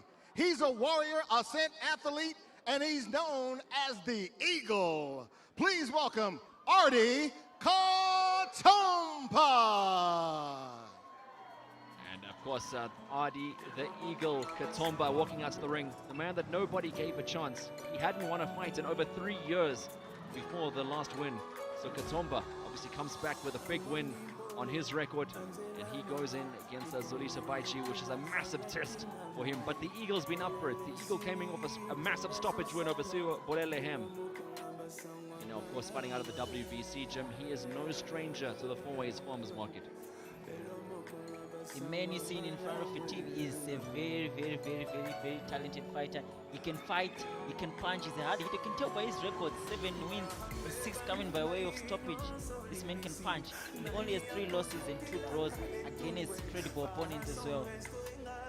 We're waiting for his career to develop, and over the last fight, the Eagle had officially landed. Will he land again tonight? Ladies and gentlemen, this international featherweight bout is scheduled for 8 rounds. The judges for this bout are Mthembu Mvandaba, David van Nieuwenhuizen, and Thando Tamlashe. Introducing first, the blue corner. He's wearing the red, white, and green trunks, weighing in at 57.1 kilograms. He has a professional record of 11 wins, 3 losses, and 1 draw, with 6 of those wins coming by way of knockout. He's fighting out of the Eastern Cape in South Africa. Ladies and gentlemen, presenting the former South African featherweight champion, Zolisa, 16 blows, Bati.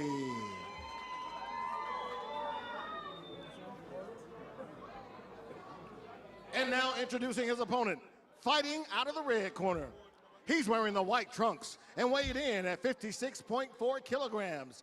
He has a professional record of 7 wins, 3 losses, and 2 draws, with 6 of those wins coming by way of knockout.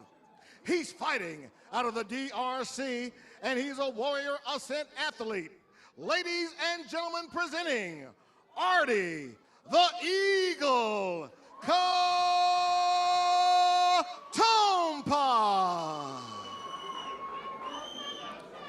And your referee in charge is Rian Janse van Rensburg.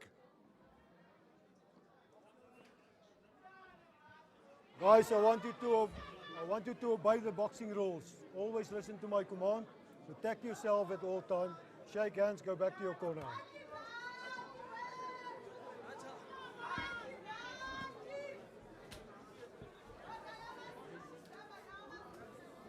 Well, we're bout number 3 about to get underway in the featherweight division.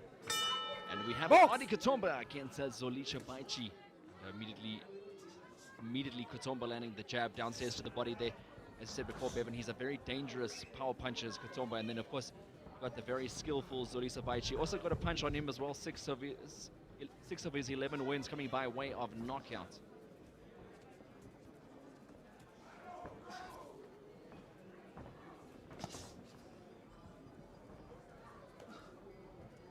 You can see Zolisa Baichi, the taller of the two, trying to find his range with the jab early. Ardy is coming through right in front of him.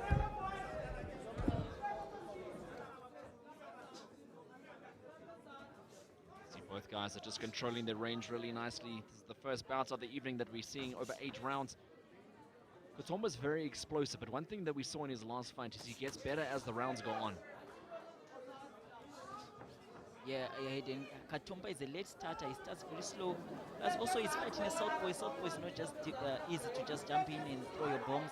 And you have to pick your shots so that you don't fall inside through, especially with a dangerous fighter like Zolisa Baichi, who is very experienced, former AC champion. They're both super focused, really going to take their time in the opening round of this bout. Baichi with a nice jab. This is the highest level of fight that we've seen on the card so far. You can see both guys are just super well aware of where they are defensively.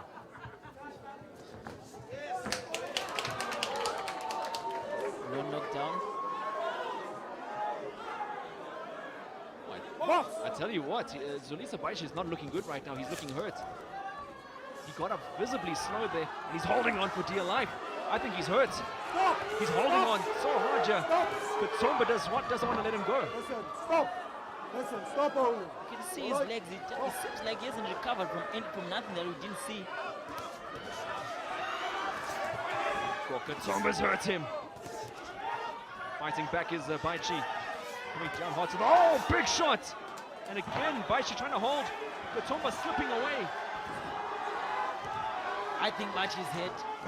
Oh, and Katompa throws him on the right of the corner. He says he does not want to be held there. Baichi is really badly hurt right now.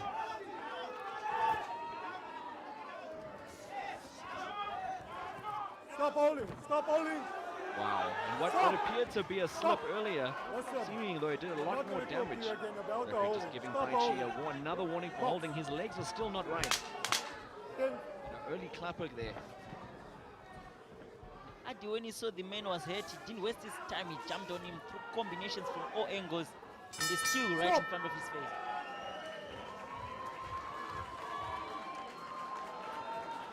Well, we're just going to have a look at the replay to see exactly what happened there, because it was just a confusing moment there. We'll have a look at it now. Oh, let's have a close look at exactly what happened there. Was it a punch? Oh, it was a head. And that obviously is going to be a solid target right there. Head to the chin. It's obviously going to cause a lot of damage. So it is an unintentional headbutt. That was a headbutt Hayden, because I didn't see the punch. And you know, Ardy saw advantage of that, and he capitalized on it, and he jumped on his face, almost stopped him. You almost got a luck there because, I mean, you get hurt like that. Obviously, you know that a lot of damage comes from chin and both temple. Those are the two obvious areas where boxers get damaged. It was definitely a head that landed on the chin of Baichi, and you can see he didn't recover fully, which is a good call from the referee not to call it a knockdown, because it wasn't.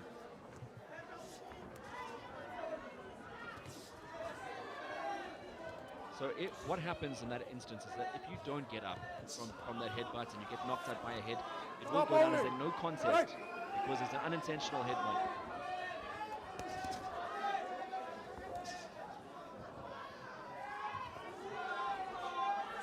Stop holding! Boxers, a bit of a clinching inside.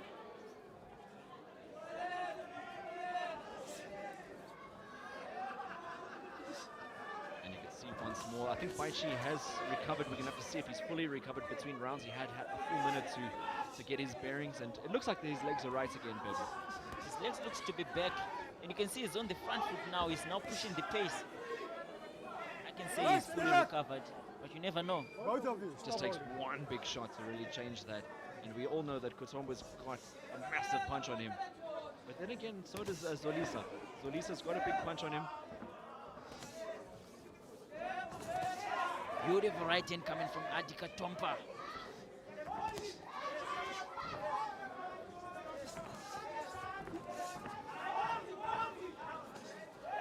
Just a bit low there from Zolisa, just below the belt there. I don't know if that was spotted by the ref. He is going low. He's gone low quite a few times now as Zolisa Baichi. He is going low, but every time he hits the body, it seems like to get some success out of it. With a bit of a wrestling there. And Katompa's not happy throwing off Zolisa. Every time Zolisa wants to clinch, Ardy Katompa just says, I want to box. Katompa is picking his shots. We saw last week for the WBC World title, Bernice Ferreira's opponent getting penalized, Caroline Freya, for excessive holding. I'm not comparing these two because they obviously, Zolisa's not holding like that, but I'm saying referees can use their discretion at times in order to penalize. Yes, Hayden, especially when it happened to a big world title fight like that. So this fight also, you know, the referee will look at it. Oh, beautiful left hand coming from Ardy Katompa. He's mixing up his punches, putting his punches together. And Zolisa's time to come back, but he misses all his punches.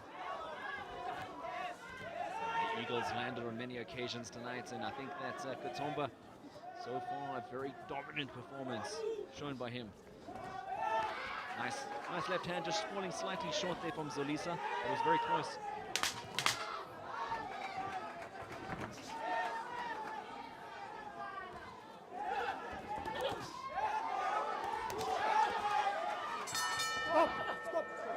Just pulling the punch there, could have been after the bell there. Katompa, another great round for that man there. Round number 2 is officially in the books, and Katompa has really arrived. And it looks like he's got so much confidence after that last fight against Siyabulele Hem, because I think he had gone on about a 5-fight non-winning streak before that.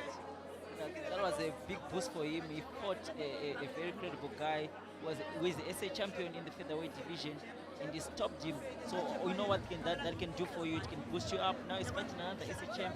So I'm sure he's very hyped about this, and he's coming to perform. You can see by his punches, the way he's throwing, he has no respect for the opponent that he's facing.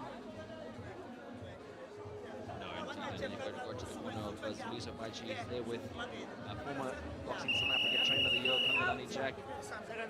Let's see what Coach Jack has got in store and how he's going to fire up his charge to come out. Baichi, of course, he's been around the block, former South African featherweight champion, so he knows what it is to go rounds and how to be calm and composed.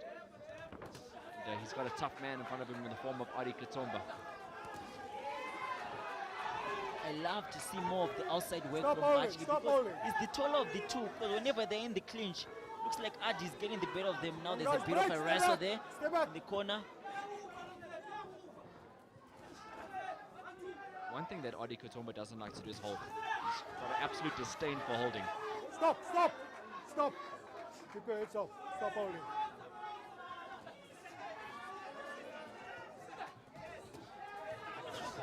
Oh, big left hook there from Katompa. Very explosive is Katompa. That's the one thing you've got to give him. Like when he throws with everything he's got. Great counter from Katompa. Rachel going a little bit low again.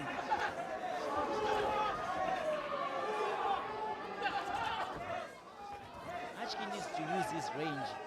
He fights very well when he's fighting on the outside. When he's inside, he's missing his punches because Ardy, the shorter of the two, is very good in the inside fighting.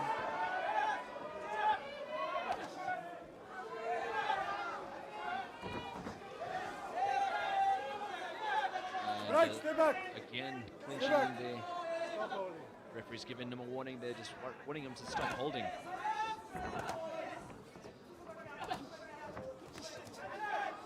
Good footwork coming from Bachki. He's trying to slow the pace down because he stop sees holding. Ardy is Stop too much holding. pressure. So Stop. now he's Right, trying to stay go back. downstairs to slow down the pace.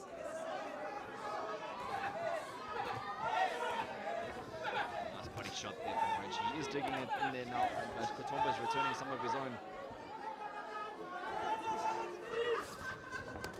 Big left hook there from Baichi, landed on that occasion.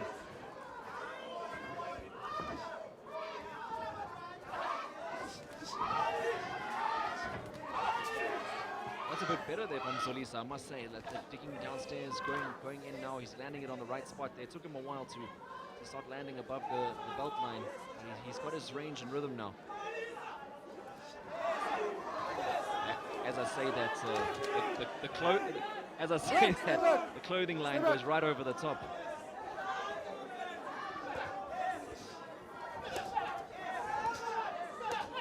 Bit of toe-to-toe, both boxers staying right on the pocket, exchanging leather.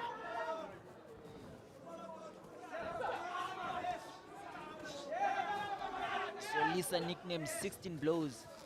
It's not easy to land those 16 blows on the ego.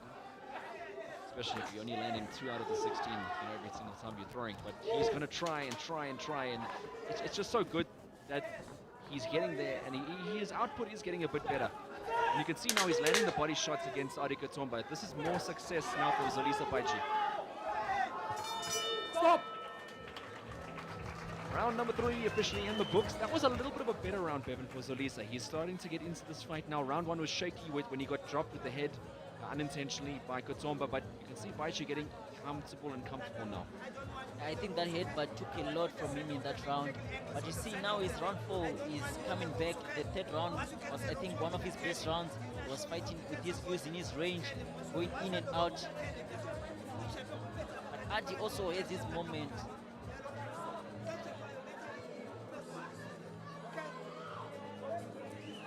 We've got 8 rounds in this particular bout, and of course we can see so many ebbs and flows and with regards to this one. Looked like what Kangalani Jack had told to Zolisa Baichi between the rounds obviously did help. There is a lot of panic, especially when you're fighting power punches and they come out first couple of rounds, they do damage. You've got to not panic. You've got to come back with accuracy, and I think Zolisa has done that. He's listened to his coaches. And he had a better round in the last round. Of course, Ardy Katompa also landed some significant punches in the previous round as well, so not discount him at all. Round number 4 is underway, and what a competitive matchup this is.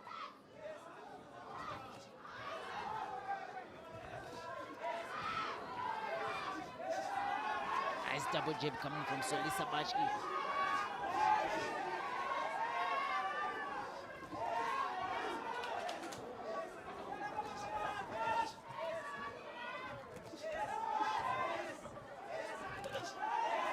Much better work from Zolisa. He's starting to dig, and he's starting to dig in the right places.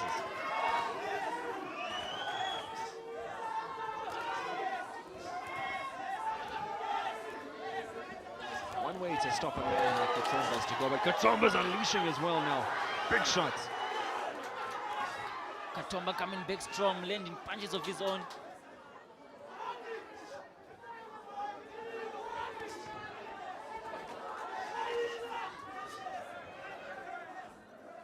Right, stay back. Right, stay back.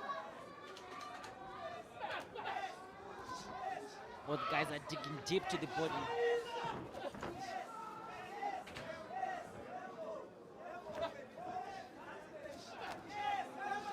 One thing I like about Ardy, every time he hits, he moves his head out of the way, because you can see those punches coming from Bachi are not children's Stop play. holding, stop holding. Not at all. Not at all. And both boxers obviously showing each other more respect as this fight has gone on. Beautiful body shot there from Katompa once more, and then returned there by Zolisa Baichi.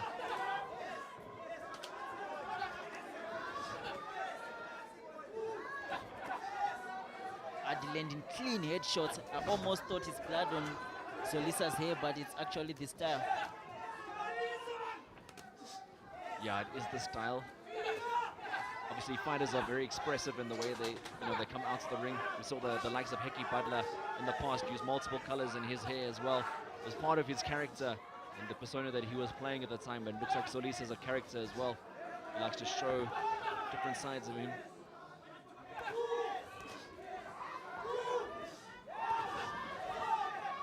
Bevan, both guys have opted to go strongly downstairs to the body. In particular, from the last round into this round, they've both been digging deep. They've both been digging deep, and I'm sure it's working for both of them. Maybe someone copied someone because they felt the body shot. They were like, this is good, I need to do it to him as well. We're going to have to check who started this, because that's exactly what they're doing. It's a competitive... You know, like when you sit at the gym and the coach says for the day, it's only body sparring today, champ. And you know you're going to have to dig deep there. Stop!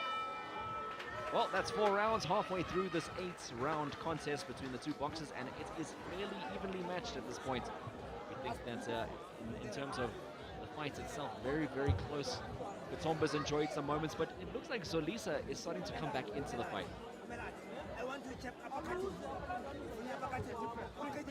Must be some of the instructions coming out from his corner. A very smart corner, Kagilani Jack. But Ardy, sometimes he came back through. You can see when he was landing those big shots, he hits and he moves, he gets out of the way, especially that right hand was landing straight. And the body shots were the key, like what you mentioned, it's like a body shot sparring. They're all going down for the body. They don't care about the head at all. At some stage, you know, you open the body, you hit downstairs to the body to open the top. And, both guys are obviously playing mind games with each other. They're trying to open up different variables, but one thing you must say that they both are conditioned extremely well to be able to take these body shots. 10-year gap between the two. Ardy being 22 years and Zolisa being 32. Yeah, definitely 10 years between the two of them. We've got the youngster Katompa and the young up-and-coming talents. He's been around for a very long time as Katompa. At the age of 22, he feels like a veteran as well. And not much difference in terms of their fighting experience. Zolisa having 15 fights and Katompa having 12 fights.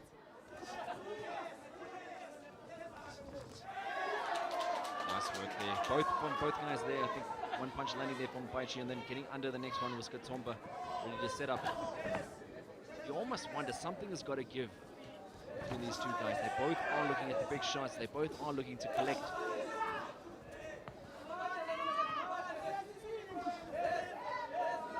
Katompa's definitely showing a lot more respect.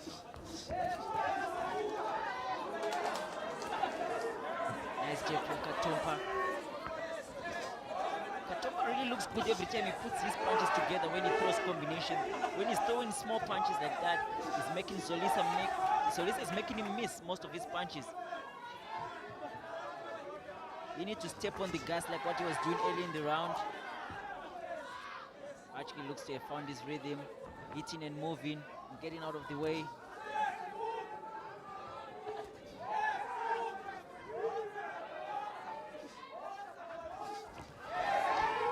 That's a bit better from Zolisa, catching him with the jab. Katompa returning one of his own. It is very, very, very tight. It's this beautiful right hand there from Katompa, just glancing, not really landing clean.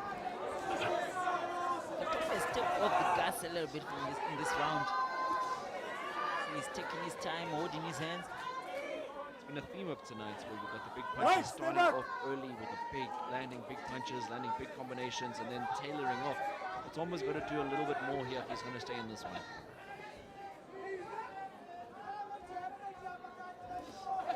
saying that Katomba's landed some big shots, but I mean, at the same time, you can't be leaving close rounds to the judges.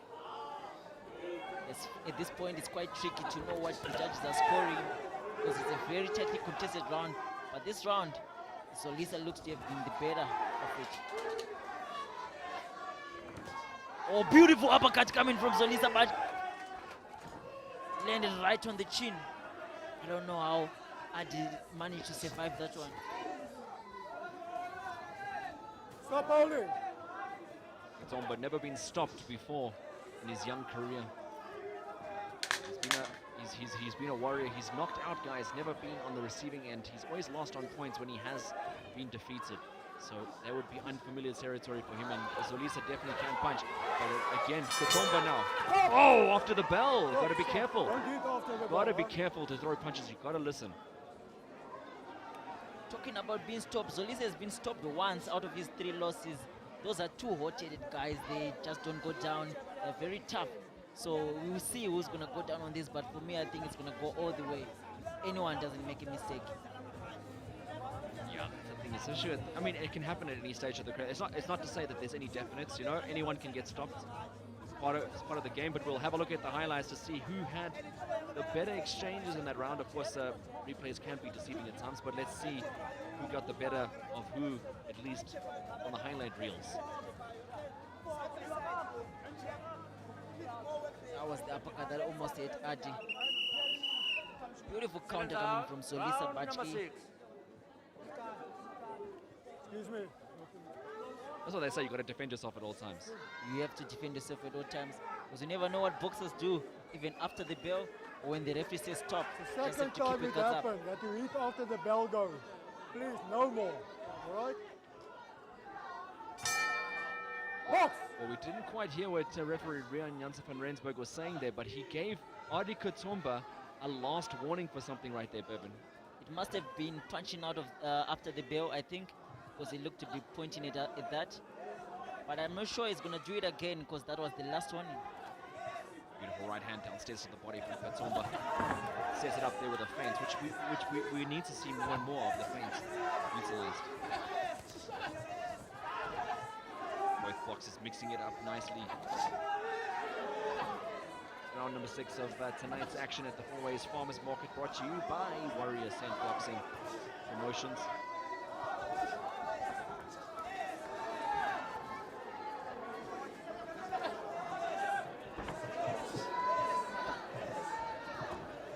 Solisa Bachki fighting on the back foot. Oh, big right hook coming from Solisa Bachki.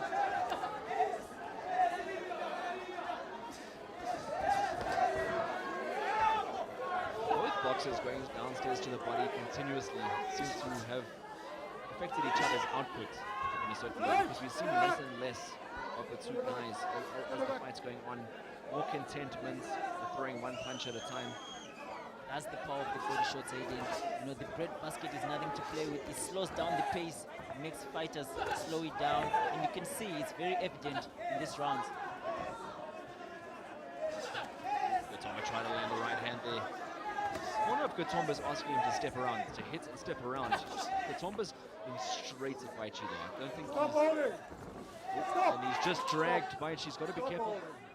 Please. Warning there as well. So now both boxers are on last warnings. I think now we're going to see a fight because both of the boxers got warned.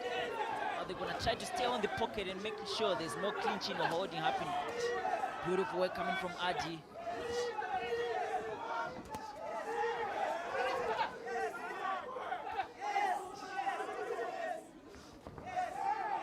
Nice 1-2 from Solisa.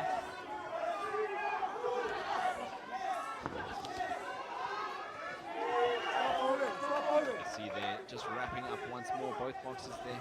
Stop holding. Stop. Leave this on. Needing to disengage just for a second there. Can't really tell who's holding who here. Nice counter from Katompa. Beautiful body shots coming from Solisa Bachki.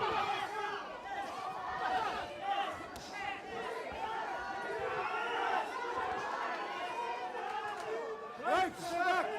Right, right. Last 10 seconds of this round, and both guys are going to start continue rather to dig to the body.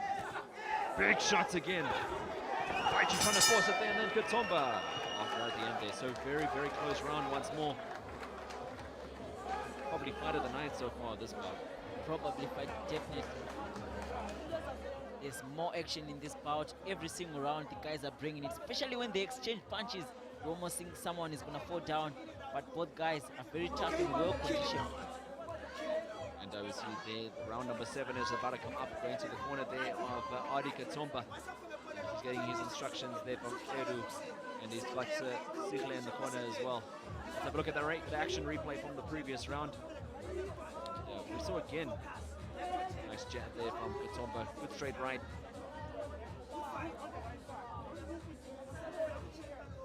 Emphasis there on landing wide punches. And there's Zolisa Baichi walking out of his corner to the center of the ring. He's ready to go again for this round. And round number 7 is officially underway here at the Four Ways Farmers Markets.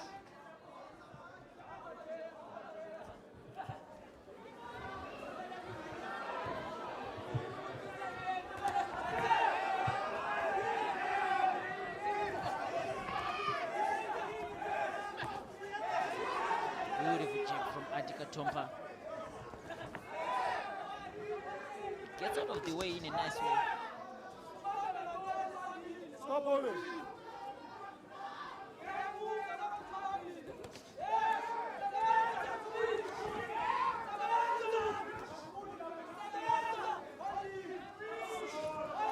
Seen a little of dirty tactics coming from Zolisa Baichi. I don't know if he's tired of fatigue, he's kicking in. As you can see, he's no longer holding, but he's pressing through with his body.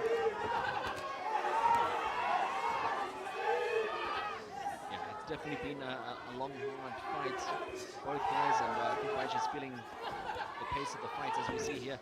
Beautiful counters from Katompa, going downstairs once more, and shooting down there was once more was Zolisa, shooting downstairs again, right into the ropes there, and Katompa taking full advantage of while he was between the ropes.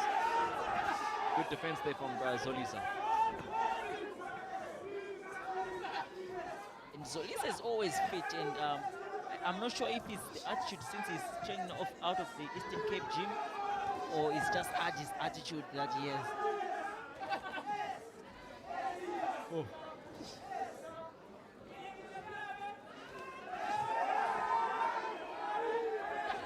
Both guys at a bit of a stalemate right now, keeping a considerable distance.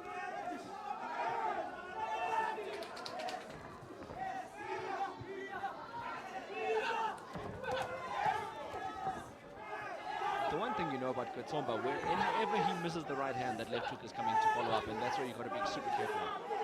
I think that's one of his muscle memory. Every time he throws that right hand, comes back with a big left hook.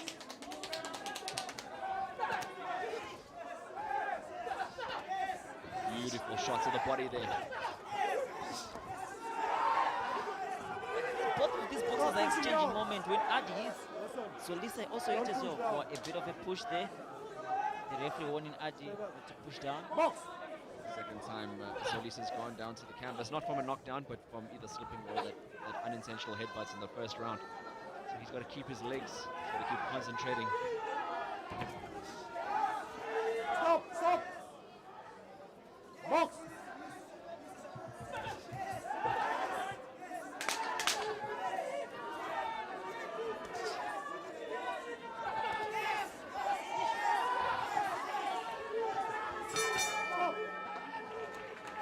Another good round there, and round number 7 is done there. Very close one. This fight is in the balance right now. Nice, last round, shake hands. This is the last and final round. You know, whoever wants to step up, he needs to step up in this round, because this is where it matters the most. You never know what the judges are having it. It's exactly that. You got to pitch up. You don't know where you have to think. We don't even know where this fight is at, to be perfectly honest. We need to still see there's Katompa. He's using full advantage of anything that happened there, even between the ropes there. And that's what boxing is. It's a matter of inches, miles. We don't know where the judges are at. You know, that's the other thing. We don't know where they're at this point. They could be favoring one or the other. There's 3 judges. they could be looking at it completely differently. But let's see how this one unfolds.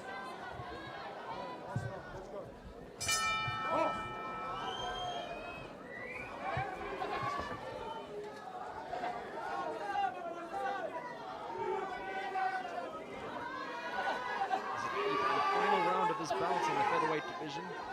Of course, we've got big permutations for the winner of this fight. Oh, big left hook, and then biting with one of his own. Referee warning for punching with an open glove to Katompa. Actually looks to be more fresh in this round. It's like it's the first round. The other thing is, it's like the first round, but his first round wasn't so great. So it's certainly not like his first round, just a first round, right? Exactly. He didn't have the best of the first round. But I think at the end of the day, this has been one of those close bouts and one of those ones that's going to go down to the scorecards, expecting a long period on the sidelines for the scorecards to come out. Unless there's a stoppage, of course, in the round number 8. We haven't seen a stoppage tonight so far. Every single fight has gone the distance, so will this be following on trend?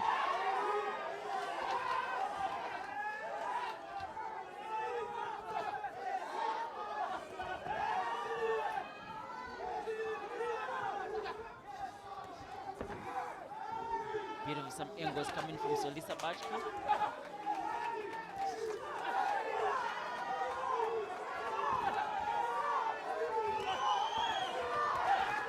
Great exchange from both boxers. You can hear the crowd, the fans are enjoying the show.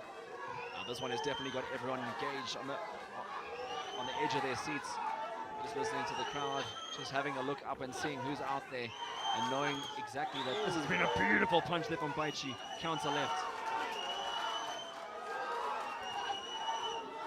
Catching Katompa as Katompa came in there. Sneaky from Solisa. Break, step up. Break. Solisa's showing us a bit of some Eastern Cape skill. Oh, he got caught with a big right hand from Ardy.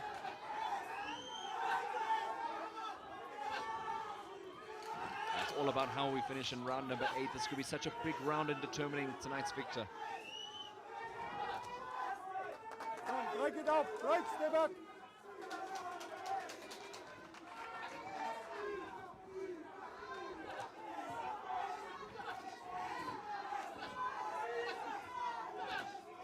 Ooh, big shot there from Katompa. Big left hook again from Katompa.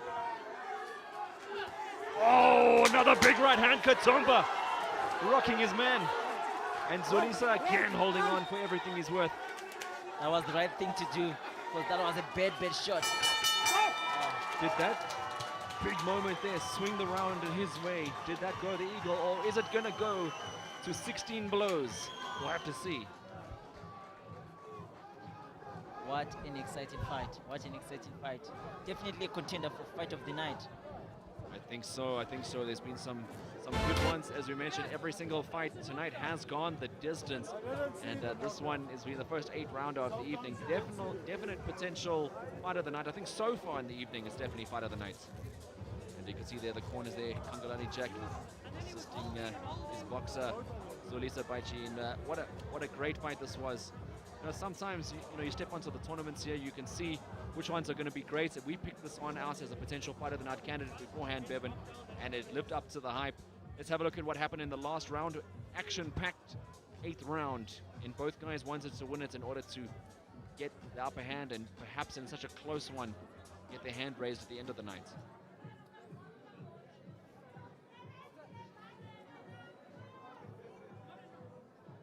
Big shots came there from the last seconds of the fight.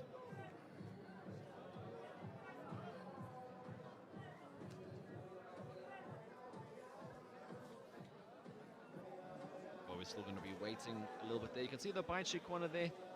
Not really certain yet as to how the night will unfold. You can definitely see he's been in a hard fight tonight. Indeed, it was a very hard fight. You can see both boxers, they're not really certain like what the scores can be, because it was really tight. Both of them had their moments in the fight. You can see on the screen there, Ardy Katompa, 22 years of age, still got a long career ahead of him. And he's going to want to, obviously, he's the younger fighter between the two of them, so he's going to want to get a big win here tonight. Yeah, he's still very young. He's going to get a lot of experience with only 13 fights, 12 fights. Now this is his 13th fight.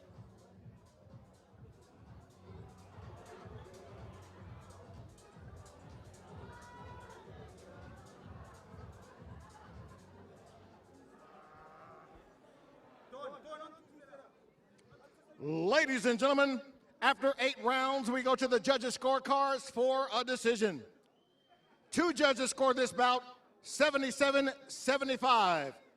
And the third judge scores about 78-74, declaring your winner by unanimous decision, Ardy Katompa. There we have our winner, Ardy Katompa. And the winner by a unanimous points decision over 8 rounds. It was a close one, as we saw on the scorecards. It literally was separated by 1 round on the 2 judges' scorecards, and the 1 judge gave it 6 rounds to 2. So what a great fight it was.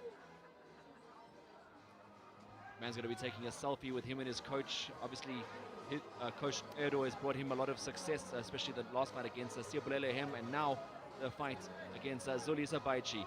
So he believes in his coaches and his coaches' methodologies, and he goes on with another big win on the night.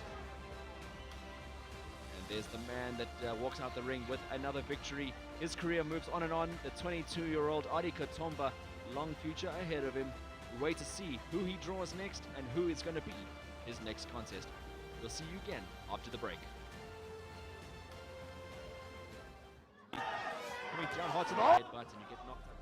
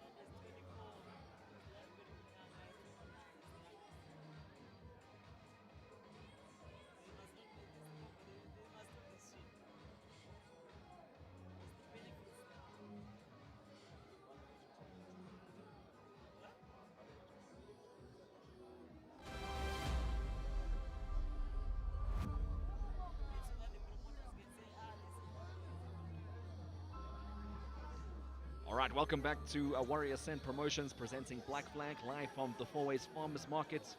We unfold and we're going on to the next bouts and the co-main event of the evening for the Gauteng Junior Featherweight Championship. We'll have a look at the tail of the tapes. Lebogang Langa, the undefeated 7-0 man from South Africa, fights South Africa's 34-year-old, 8 wins, 5 losses, and 4 draws. Look forward to this one. WBC versus the Alan Tawil Boxing Gym. This should be a spectacle.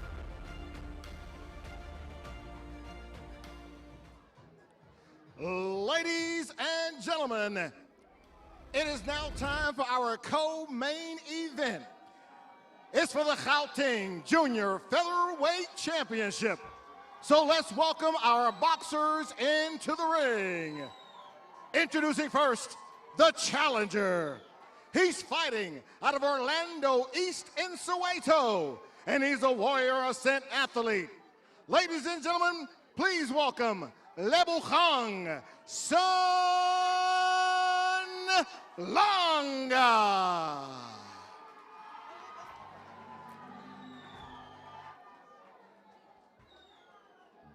Nothing hectic. I'm in a good shape. I'm in a good state of mind. All I just want to do, I just want to hop in the ring and do my job. I don't know. They be judging me based on my previous fights. So I even got tests from my previous former teammates telling me I'm not ready for this fight and all of that. They me thinking he's gonna have a yoke over me, but I'm a different machine. I'm a different beast. So get some popcorns and buckle up, because it's gonna be a good night. Well, there we heard the thoughts of Lebogang Langa, who the man that's stepping out to the ring. 7 wins with 0 defeats, undefeated from the WBC Warrior Ascent Gym. And obviously a crowd favorite here is Lebogang Langa. Bevan, this man we've seen many times, and you've commentated on him many, many times. He's a great upcoming fighter. Great upcoming fighter, and he has heavy hands. You know, he has top 5 of his opponents out of 7 wins. Still undefeated. He's taking on a very, very tough opponent in Ngcamu.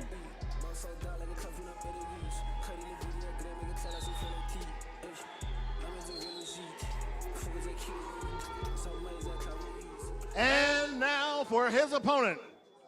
He's fighting out of Soweto, Gauteng, and he's the current Gauteng Junior Featherweight Champion. Please welcome Vusi Landlord Ngcamu. What's been on my mind during the fight week is a win. Whether it comes with a knockout or whether it comes with points, as long as I get the win. I won't say there's any biggest challenge. I've fight so many undefeated prospects. I defeated all of them, and if you can check them after boxing with me, they are not going anywhere. I've exposed all of them. So this is the next one that I'm going to expose. I must just be a prospect initiator, you see. I know this boy is a fighter, I'm a fighter, so we'll just meet in the ring. It won't be boring, it will be an exciting fight. Expect a banger and expect a win. Oh, there we have it, and this man's been around the block. Vusi Ngcamu, he's fought for the South African title. He actually fought not too long ago for that belt, and now he's coming back, and he'll be putting his Gauteng Junior Featherweight Championship on the line. The man nicknamed the Landlord, such a great boxer. Indeed, he is the landlord, and he has topped. He has fought undefeated prospect in Becky Maitse and Sinenkosi Mlochwa, and he won both fights. He's a Gauteng champion, you know, and he's taking on an undefeated prospect as well. He's looking to show Lebogang that this is his house and he's the landlord. But Lebo already told him that this is my house, since he has always been fighting on Fourways Farmers Market. So we'll see who's the real landlord. Well, Lebogang Langa known as Son, this man here, Vusi Ngcamu, known as the Landlord. So we're going to see how that plays out. And Vusi, as well, he's been one of the guys that have been unassuming. You know, he hasn't always been a favorite walking into a fight, but he's upset so many boxers in the past. And tonight, I wouldn't call it an upset. I would call this a 50-50 fight. I think both guys are very, very in for this one, and we're expecting a very close fight. Also, another potential fight of the night matchup.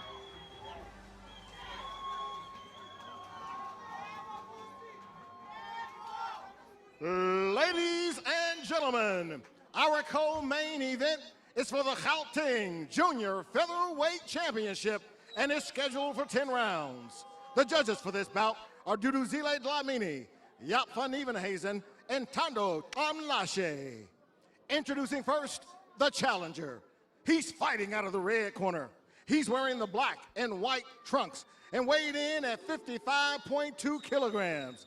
He is currently undefeated in 7 professional fights, with 5 of those wins coming by way of knockout. He's fighting out of Orlando East in Soweto, and he's a Warrior Ascent athlete. Ladies and gentlemen, presenting Lebogang Langa. And now introducing his opponent. He's fighting out of the blue corner. He's wearing the black and silver trunks, weighing in at 55 kilograms. He has a professional record of 8 wins, 5 losses, and 4 draws, with 5 of those 8 wins coming by way of knockout. He's fighting out of Soweto and Gauteng. Ladies and gentlemen, presenting the current Gauteng Junior Featherweight Champion, Vusi Landlord Ngcamu. And the referee in charge of the action is Thando Spampool.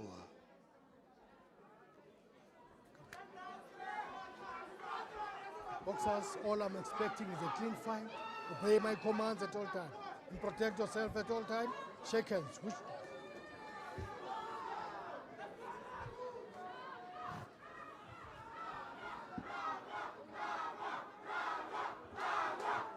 Well, we're about to step into the co-main event of the evening, bout number 4 for the Gauteng Junior Featherweight Championship to take place over 10 rounds. Lebogang Langa against Vusi Ngcamu. We have officially got another Southpaw Orthodox combination. It's been a theme of the evening.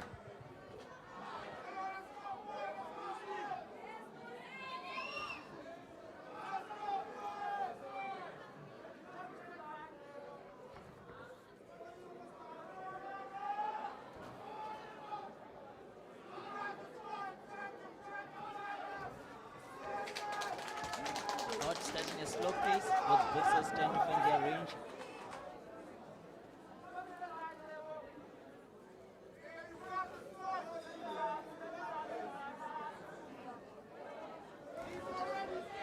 Vusi the tall and lanky of the two, and Lebo stocky and short. And you can see he's very muscular. He punches very hard as well.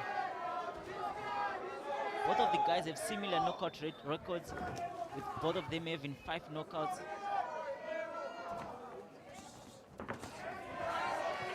Beautiful left hook coming from Langa.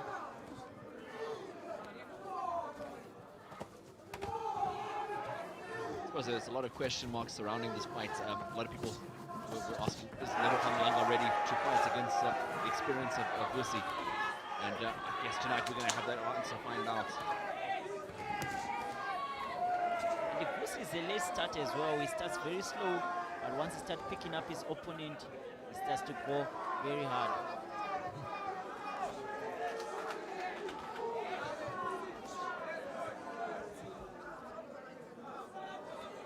Very slow start, as you mentioned, Bevan. I think with a 10-round contest, the guys don't want to overdo it in the beginning. Nice little body work there from Vusi.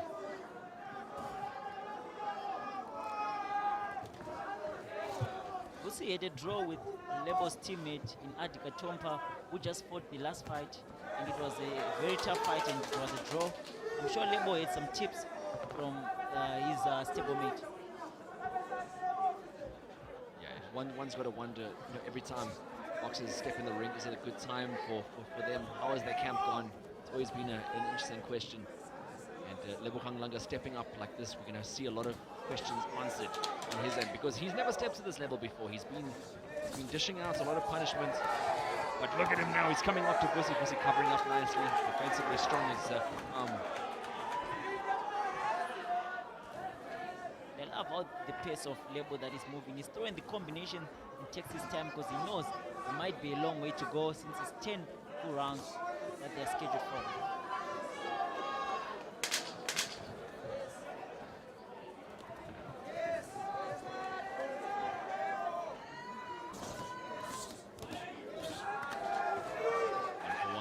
Nice exchange. First round, very, very observant round for both guys, figuring it out, finding their pace.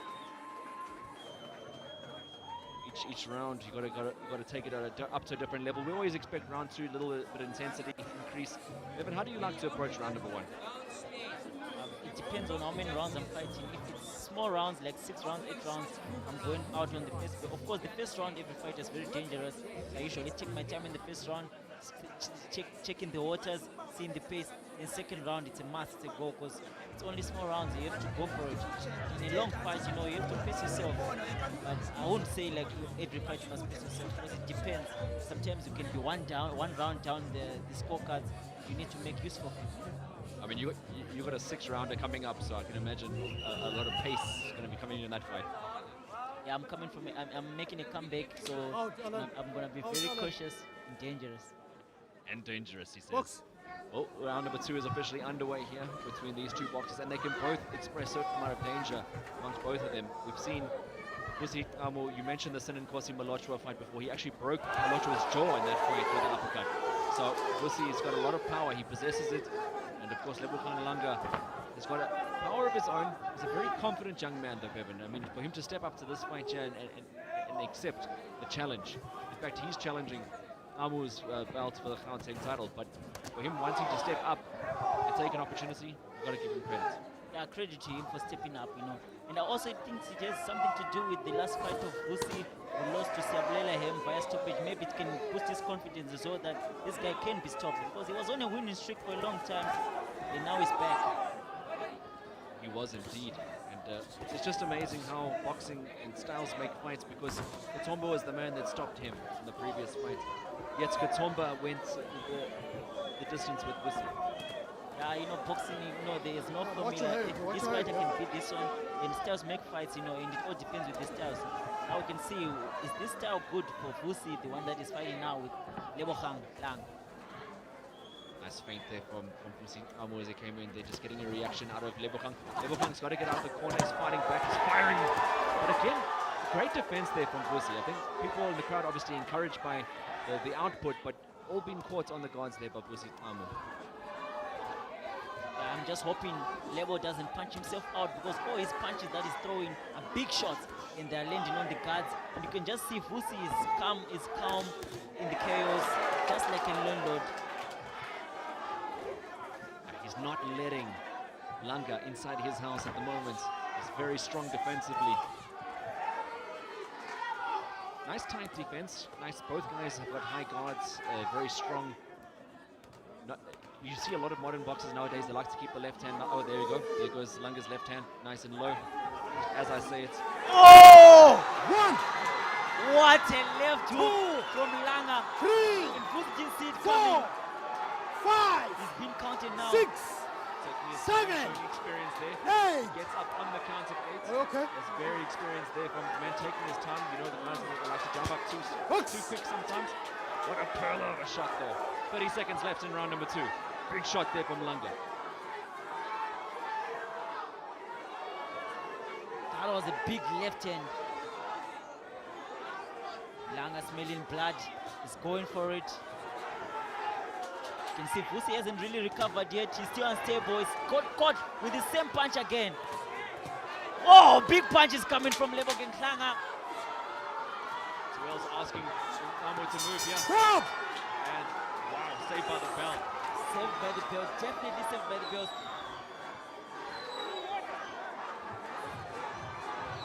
Man, what a round. Wow, what a round that was for Lebogang Langa. Just looking at the corner there, Vusi Amu. He got an absolute shock being dropped by Langa. That just shows you why Langa has 5 wins by way of knockout in 7. Let's have a look at it again. Oh, left hook on the temple. Enough.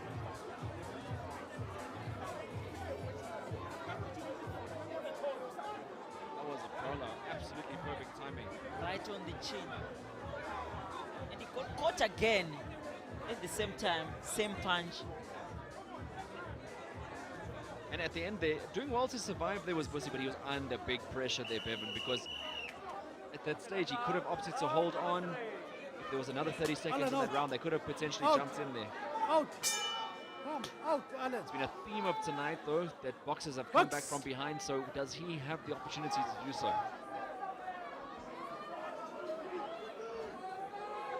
All the previous fights have been going the distance. Could this be the first stoppage? It just depends on how the landlord recovers.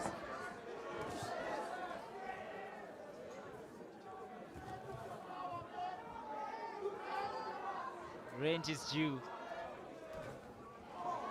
Well, indeed, it is due, and well, you know that time that the landlord gives you disrespect. He's trying to come to your door and demand a fee. Lebogang Langa put him right on his butt. Oh, another one! He got caught. Oh, the corner throws the towel, and the referee calls it. Well, the towel is thrown in, and Lebogang Langa gets a massive win. This is the biggest win of his career. Doubt me? Doubt me at your own peril, says Lebogang Langa, because he is the new Gauteng Junior Featherweight Champion. What a statement to make. Stopping a veteran like Ngcamu on such a fashion. Okay. Yes! Haba! That was the right call from the corner, Hayden. The corners throw the towel because the man was hurt. He was badly hurt. You know, Lebo is a hard hitter, and when he catches you right on the button, he slides out. Now the questions have been answered, like what you were saying. The man, is he the real deal? The next for the future?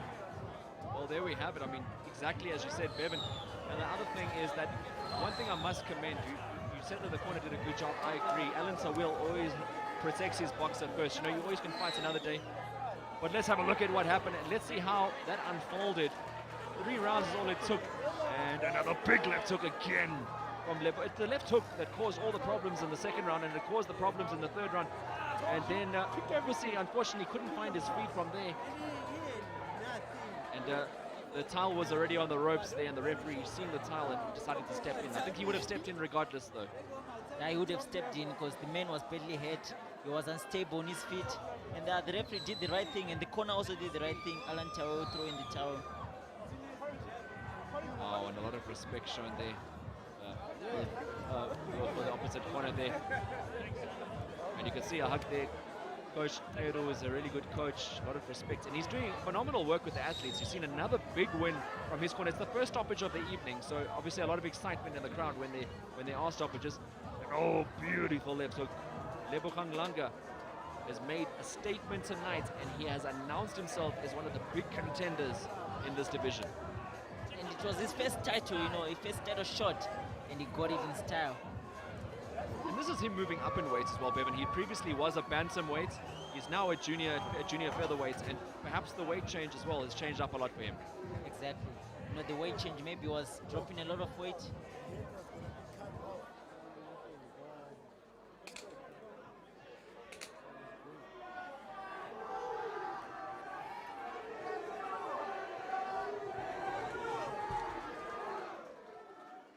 Ladies and gentlemen, joining us in the ring to hand over the championship belt is Boxing South Africa board member, Dr. Luvuyo Bayeni. Referee Thabo Spampool stops this bout 42 seconds into round number 3, declaring the winner by TKO and the new Gauteng Junior Featherweight Champion, Lebogang Langa.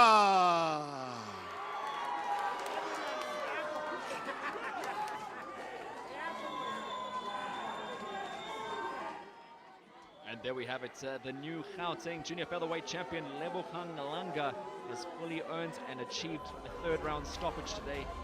And another big result for the WBC gym as they continue to march on with some massive results on the evening. And there is the man on shot there, getting a 3rd round stoppage.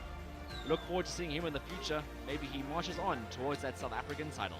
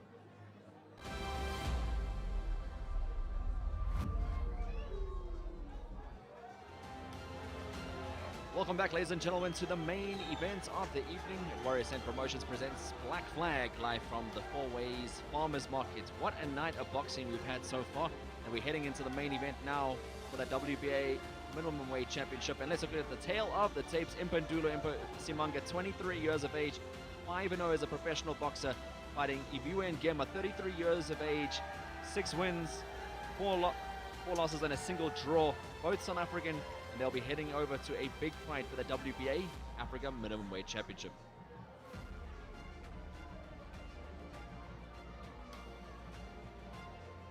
Ladies and gentlemen, we are moments away from the main event. But first, at this time, I would like to welcome into the ring 3 of our dignitaries here tonight. Please welcome the fight supervisor, Shloks Ramachole, BSA board member, Dr. Luvuyo Bayeni, and the person that made this possible, the CEO of Warrior Ascent Promotions, Mr. Brad Norman.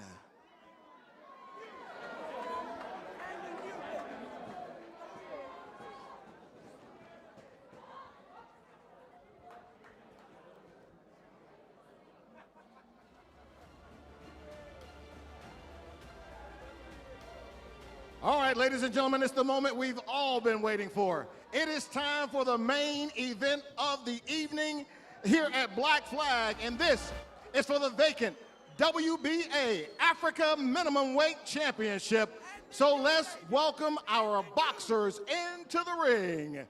Introducing first, the blue corner. He's fighting out of Ndatsani in the Eastern Cape, and he is known as the Ultimate. Ladies and gentlemen, please welcome Iviwe Mgema. The only thing that is on my mind now is to be a champ.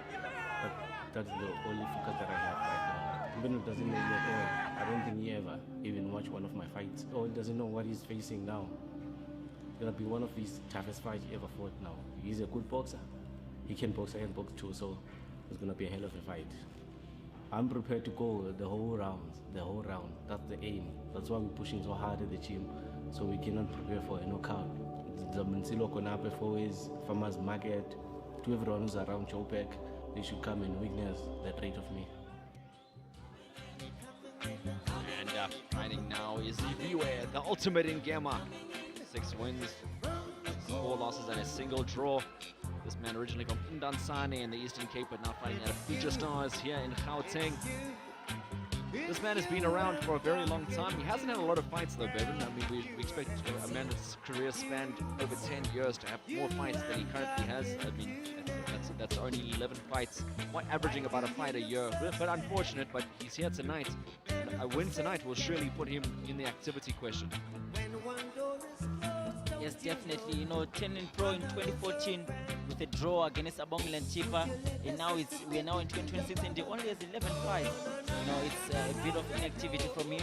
But he won his last fight against George Kandulo, also another customer from Malawi.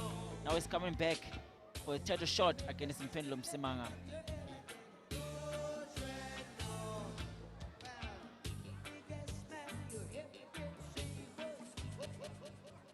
And now for his opponent.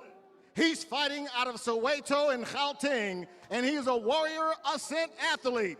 He's known as the Answer. Please welcome Mpendulo Msimanga. That's going through my mind. Strap, it's getting the strap. I'm already imagining myself with the belt, WBA belt. I think they underestimate my power and that I'm young. So until they get in the ring with me, they realize that, hey, it's not that easy. Get ready, it's gonna be fireworks.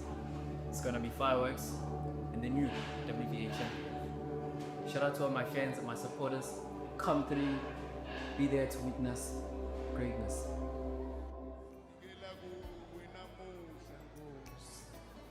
Here comes the answer, Mpendulo Msimanga. He made his debut 2025 by a win on points. His last fight, he also fought Mtobile Kuvile and won via TKO. He has 6 wins and 3 wins coming by way of stoppage. This man is fun, exciting to watch. His skill, he can move, he's entertaining. You can see the crowd loves him. You can see the atmosphere at Fourways Farmers Market. He's not a stranger here. He's fought here a couple of times. He's trained by his father as well, so the father-son combination obviously adds another dynamic to how he boxes and having that respect. And he's done so far so good in his career, 5 wins and no losses. So far the father-son combinations work, Bevan, and he's walking around to this side. He's outside the ring, taking a bit of a warm-up. He's taking his time. It's his first title shot, and looks to be fireworks with an opponent like Iviwe Mgema, who also comes to fight. I can't wait to watch this.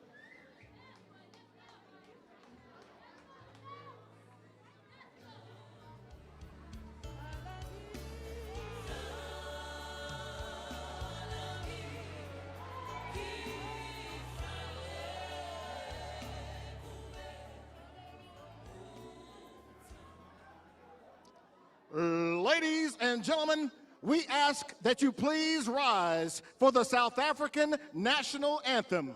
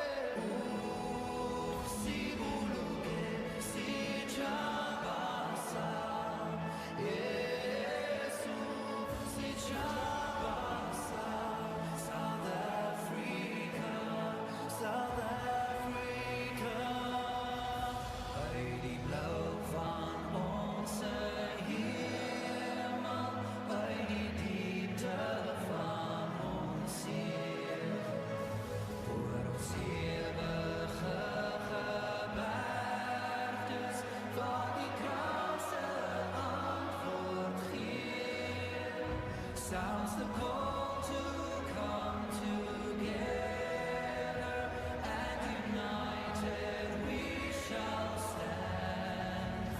Let us live and strive for freedom in South Africa.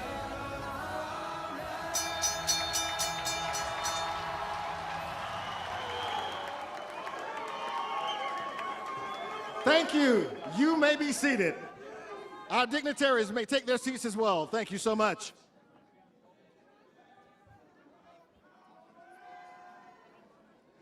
Live from the Fourways Farmers Market in Johannesburg, South Africa, this is the main event.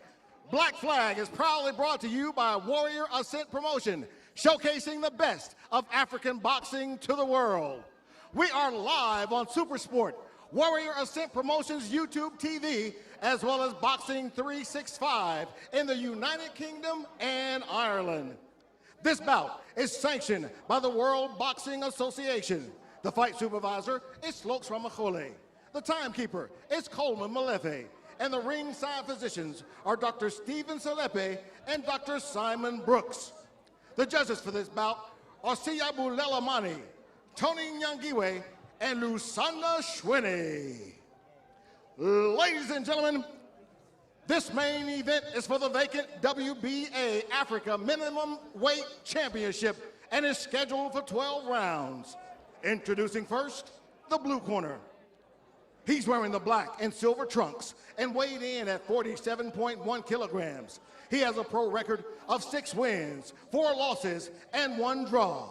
He's fighting out of Mdatsani in the Eastern Cape.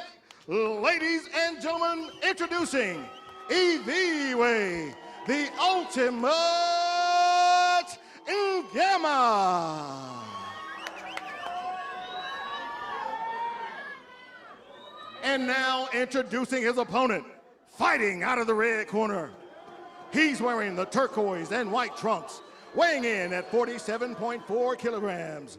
With a professional record that is perfect, he is currently undefeated with 5 professional wins. He's a warrior ascent athlete fighting out of Soweto and Gauteng.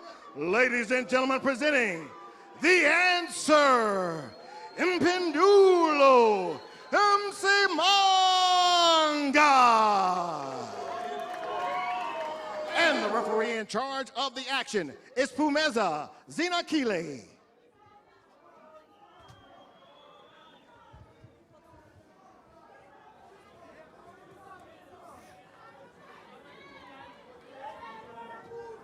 Why? Boxers, we spoke at the dressing rooms. You obey my commands at all times. When I say break, please break, shake hands, and go back to your corners. Shake hands.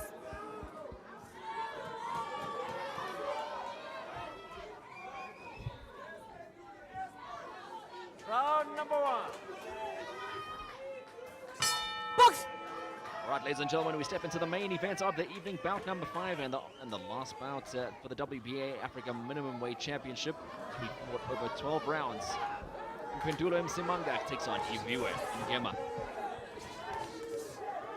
Mpendulo starting in southpaw. I'm actually surprised that's his approach, fighting a southpaw in southpaw.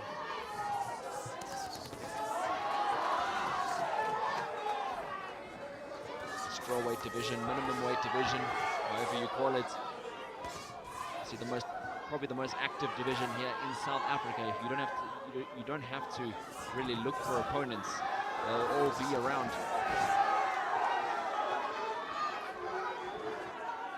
If they all look like he already found his range early. Oh, he caught Mpendulo with a big right hook.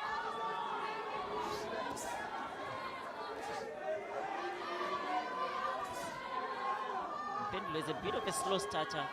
It takes his time to download the opponent's information in the ring, then he can start capitalizing on it. But he's fighting inexperience. Iviwe Mgema, who's been around the blocks. A beautiful body shot from Mpendulo.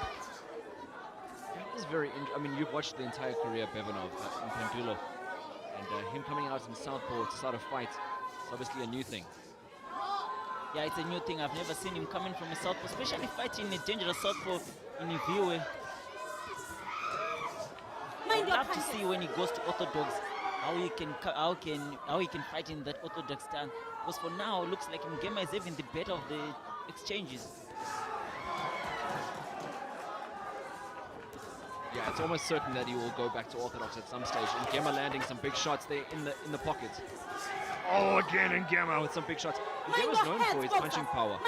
His record doesn't suggest it, but I've seen him in the gym over the years. He's definitely kept a good straight left on him.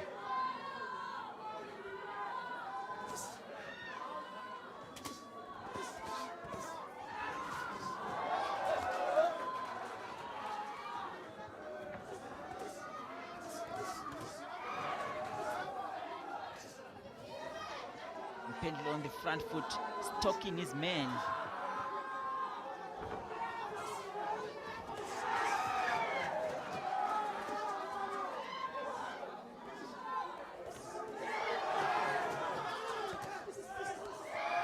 Mpendulo starting to get the better of the action.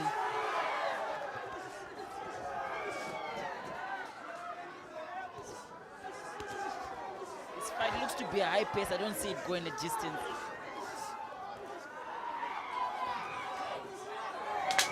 Nice return there from Msimanga.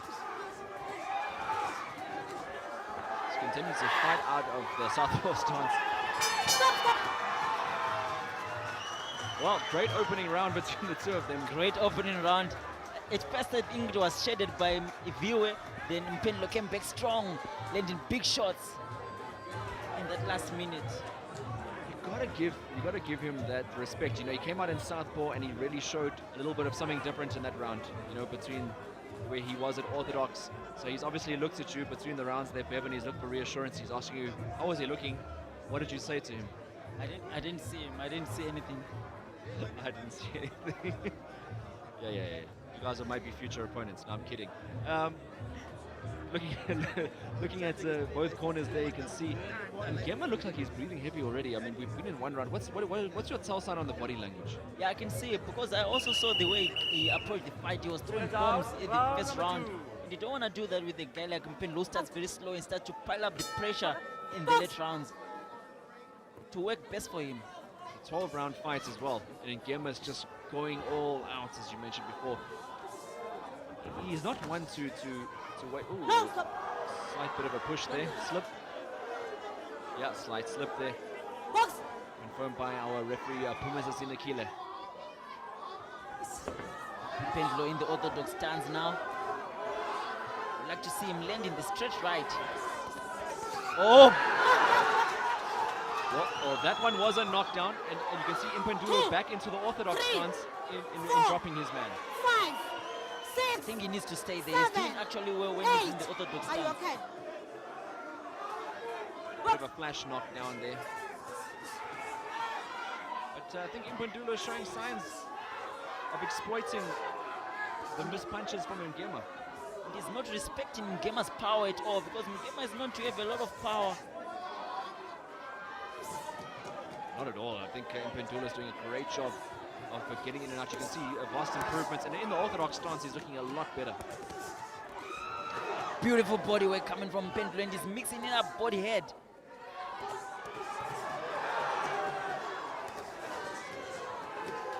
I actually find it quite interesting, Mpendulo's character, just while we have a chance here. After, another big punch. After Sia Kuse's WBC world title win, Mpendulo said he's next. You know, he approached Kuse saying he's next. He's got a lot of confidence, this young man. He's calling out all the big names. His last interview called out the main man in the division, Oscar Colazo. And you can see by the way this man is performing, he really wants to get to that level. Yeah, that's a stretch for now. I think we need to, that's a big fight. Oscar Colazo, probably the rated number one. Obviously, he is number one in the strawweight division in the world right now. But there's nothing wrong with having confidence. No one ever got to the top without dreaming. You have to dream and you have to execute. He's looking very good in this fight. Iviwe is on the back foot, feeling the pace. Mpendulo Msimanga really putting the pressure on Iviwe and Ngema now. Ngema in big trouble.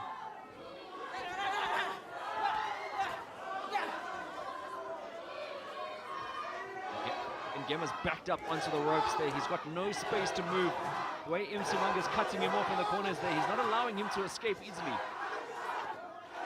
Mpendulo is always fit. He can go all the rounds with his same pace. Both of you, your hands.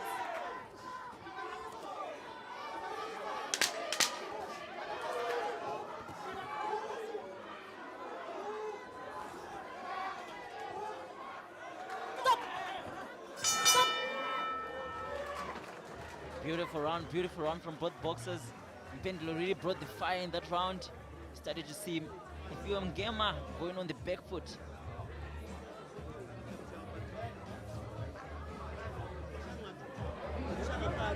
Yeah, a lot of discomfort in the Ngema corner, but right now we're looking at the Msimanga corner. We have a look at the action from that last round. All Mpendulo Msimanga, and he drops Iviwe Mgema for a 10-8 round. Very, very strong round there from Mpendulo.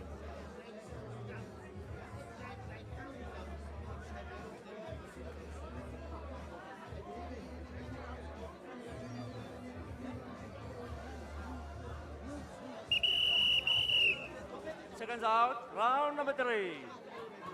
You don't do that, Baba. You don't do that. My time. You go back. Right, round number 3 is officially underway between these two boxers. Mpendulo Msimanga coming up against Iviwe Mgema. Ngema explodes for the first couple of instances.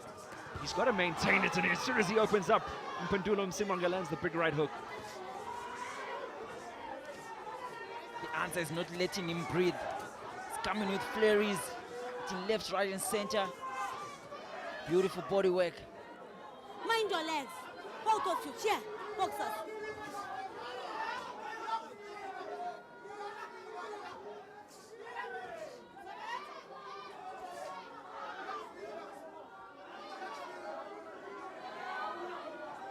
an exciting fighter is Mpendulo Msimanga. He's making his opponents miss and making them pay. They slowed the pace down of Ngema by those body shots that is digging downstairs. So far, he's got all the answers for the ultimate.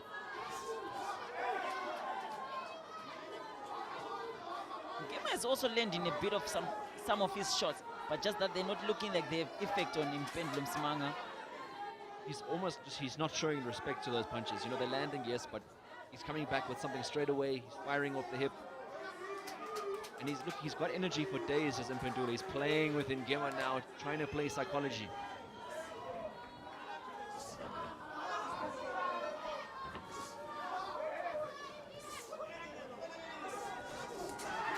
Nice slip left hand there from Ngema. Beautiful body work coming from Mpendulo now.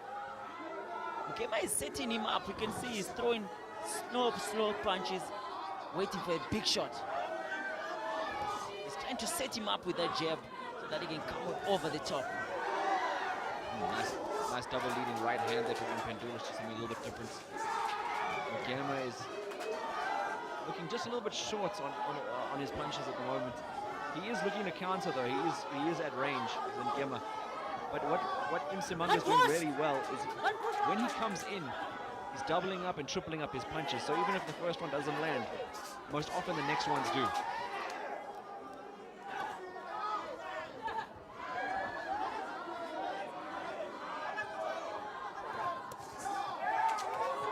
You're holding.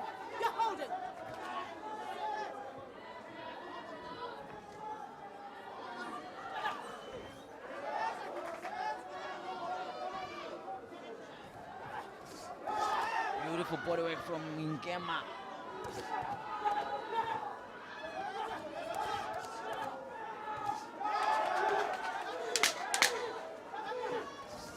Oh, beautiful counter. Ngema just waiting on Mpendulo that time.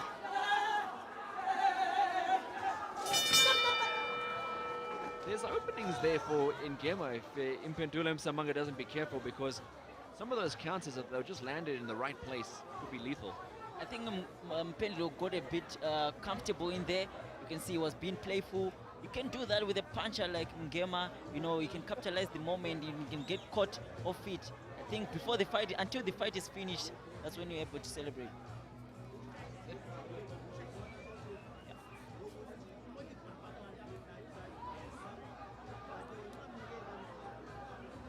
And having a look at the action from the previous round.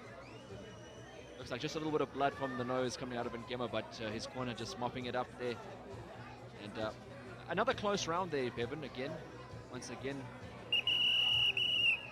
Seconds out, round number 4. Mpendulo is having some great work every time he puts seriousness in his work, you know. But when he starts being playful, that's when he's getting caught. He needs to stick to business, and you know he can, you know, he was given even the better rounds. I love the tight guards that he's come up with now. He's still in southpaw, which is the stance and the home of Iviwe Mgema. Yeah, you almost figure he's going to go back to orthodox again. You know, he was looking so good in that second round when he was there. Unless he's, you know, he's interchanging round on round, you know, swapping between the two. It's interesting to see what the corner is saying. Why the corner feels that that's the right decision. Maybe he's looking for a particular punch that he's seen in Ngema throwing that he can counter with. You can see Ngema is comfortable when Mpendulo is in southpaw. He knows this style better. That's his stance. But also remember, although yes, he knows the style really well, in Eastern Cape there are a lot of southpaws. You know, so growing up in Ngema would have grown up sparring against other southpaws just by virtue of turning. So I think he is used to the style, as you said. Beautiful straight left there from Mpendulo.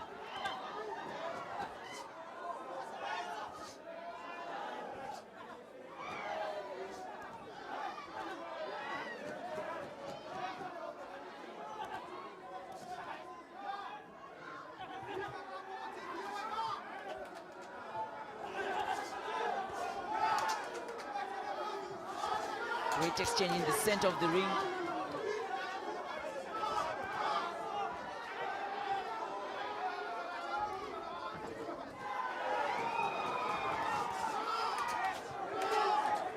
Mpendulo's offense when he's in the southpaw, but it's only the defense that he lacks when he's in southpaw.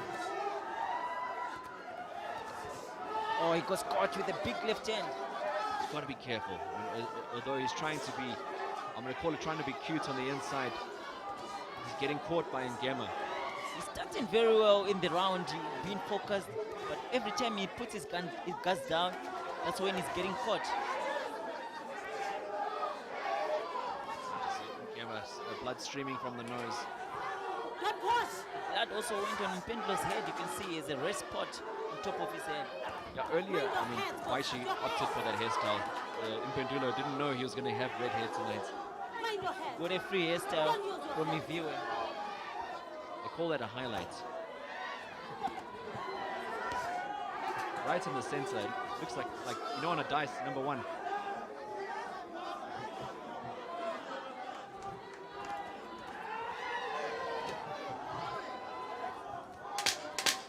Nice end to the round. Switch back to orthodox just to finish the round there in Mpendulo Msimanga.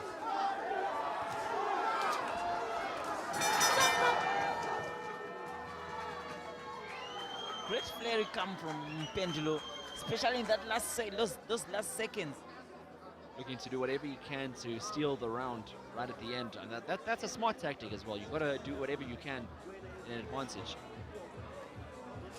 Yeah, she looks like the blood got smeared a bit on the head now, so it's all over. But yeah, at the end of the day, Iviwe, it's all coming from Iviwe Mgema, the blood that is. And so far, let's have a look at the replay from the previous round. As you see, more and more work in the southpaw and then changing it up back into southpaw there. Ngema's doing well on the counter, but he's just not doing enough for me, Bevan. I think it's his reset, the way he resets after he punches. He's still staying there in the pocket. That's when he's getting caught when he wants to get on the outside. Because he punches very well, but after that he gets caught. Well, 4 rounds are officially in the books. We step into the 5th round of the evening. Referees just asking them to go to the neutral corner. I'm going to make sure that I've got time. Box.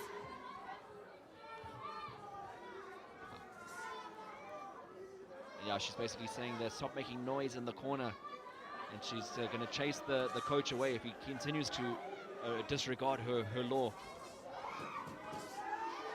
And that's the last thing you want to do, not have in a corner fighting a guy like Mpendulo Msimanga, who has the answers to everything. Yeah, he does have the answers, does Msimanga so far. Back in the orthodox, you happy with that, Bevan? Yeah, back in that's when he's doing the most work. You know, every time he's in orthodox, and he's comfortable, you can see by the rhythm and the face. Beautiful right hand. And double body shot coming from Iviwe Mgema. Yeah, it is a good tactic from Ngema. But one thing you know about Ngema, he doesn't want to stick on the inside. He doesn't want to mix it up with Mpendulo. You can see he's firmly on the outside, bouncing from rope to rope. You know, he likes to keep his range, does Ngema, because he's trying to counter.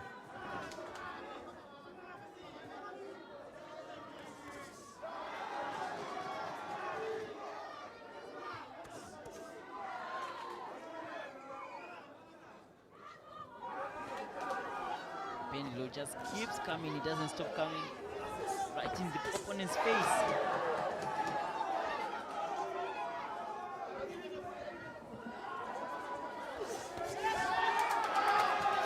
Mgema comes with his combination of his own.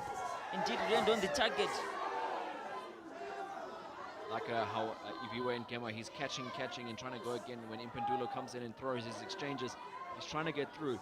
Both guys defensively have been good from their respective positions. When Mpendulo Msimanga is in orthodox, he's doing really well on defense. Ngema, I mean, despite being landed on, it's because of the volume of punches that Msimanga is throwing.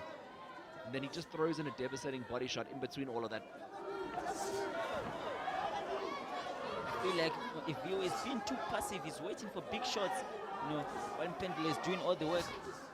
Nice counter from Mpendulo. You know what, Bevan? Iviwe has always been that way. He always looks for the counter straight left. And again, I mean, he explodes there with the left hook there. But he's always looked for that punch. You know, it's like his default setting. He's on the go for the counter. Whereas he's a big puncher. I think he started his career a little bit as an aggressor, and he got a bit scarred by a couple of the early performances.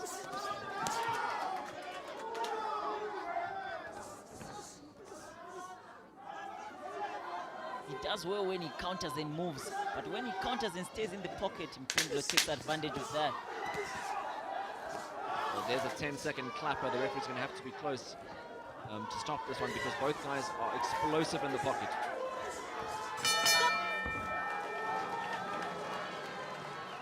I think we have another contender for fight of the night. Oh, let's call that one. Yeah, I think it's another one. Since the Eagle Katompa versus 16 Blows Maichi came through, this is definitely a contender right here. And long may it go, because we are going into round number 6 next. So far, both guys have been quite competitive. It's been a chess match. That straight right from Mpendulo always lands whenever he's in orthodox stance. And he gets caught as well. I think he needs to work on his reset as well, because every time he gets comfortable in punching, he's very, very open. You can see there the Ngcamu corner there, still looking a bit better than he was after round 1. I was concerned about him after round 1, but he's looking like round number 6. a little bit of the same. Maybe it's just the way he does it. You know, a lot of people sometimes look too much into body language, but he's visibly stayed the same throughout. So maybe just a good fitness. Maybe just struggles to breathe in general. Mpendulo straight back on top of him. Round number 6 is underway, ladies and gentlemen. This show today is brought to you by the World of Champions Supersport and the Ascent Boxing Promotions YouTube channel, and also Boxing 365 in the UK and Ireland.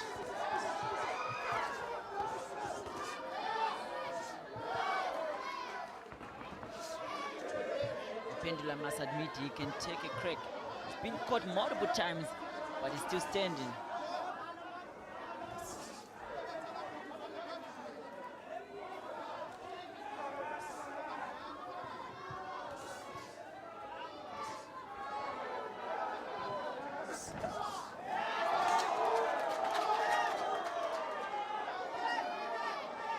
I'm just going to have to say it's going to be a catchphrase, but Iviwe Mgema literally knocked the snot out of Msimanga's nose.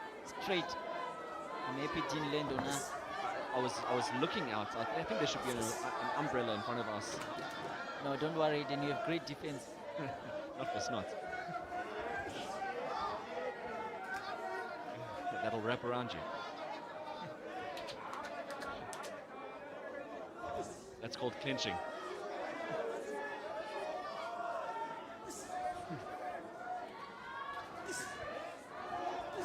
And back to the action.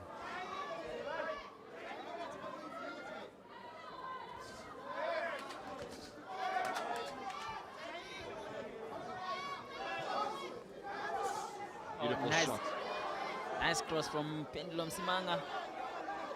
His right hand, I must say, is the answer, because it's landing all the time. Oh, cage exchange in the corner. I gotta say, the exchanges are super fan friendly. You know, when they're getting on the inside, they're both working really hard. They're super fit athletes. I know it's not in Ngema's game plan. His game plan will be to try get on the outside. He's potentially got the same amount of reach. I don't see much of a reach advantage on his end. So it's just purely his style to be on the outside and try counter.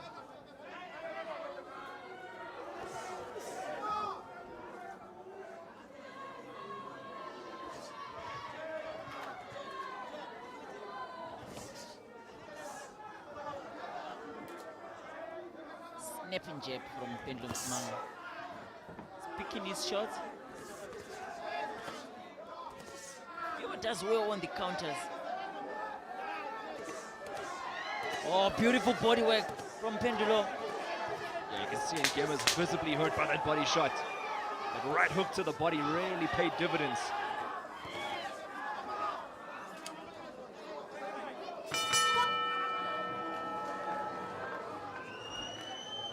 And he just reminded Ngema exactly where he landed.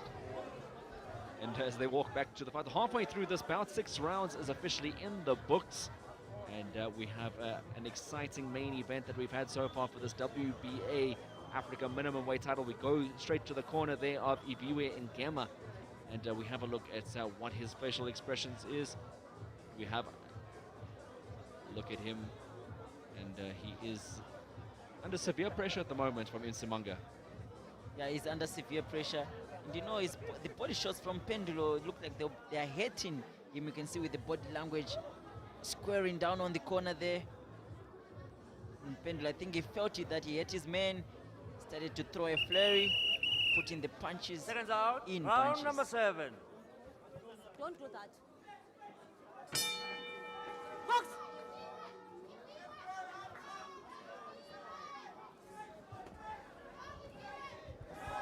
Nice feint coming in there from Mpendulo Msimanga. Mgema as well, you can see the movement, but just getting caught as he tried to hit the exit there.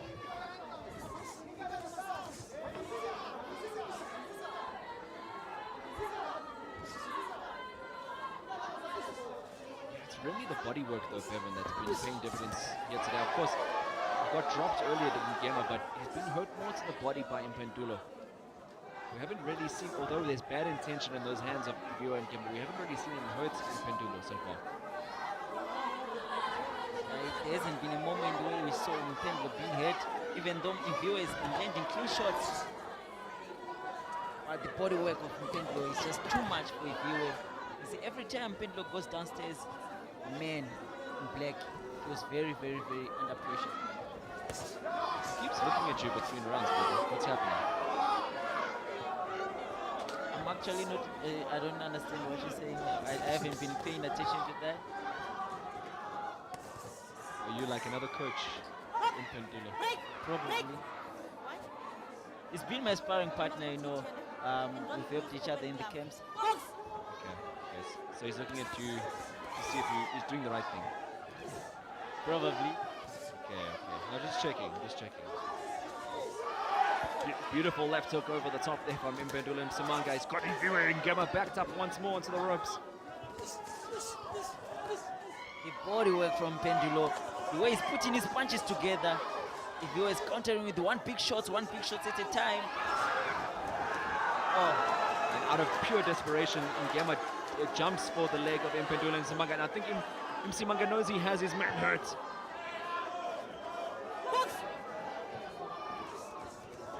Oh, doesn't look good for Ngcamu this. Mind your hands, folks. Oh, big body shots coming from Mpendulo. And the viewer is fighting back. Oh, it's not looking good there for Ngcamu. Oh, the body shots. Oh, and Ngcamu's trying his hardest, but he looks like he's crumbling under those body shots.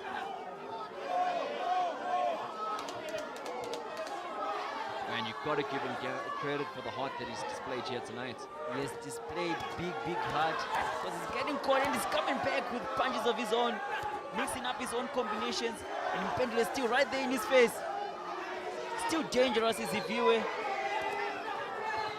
Mpendulo is, oh, great exchange. I think we're close to the end. Wow.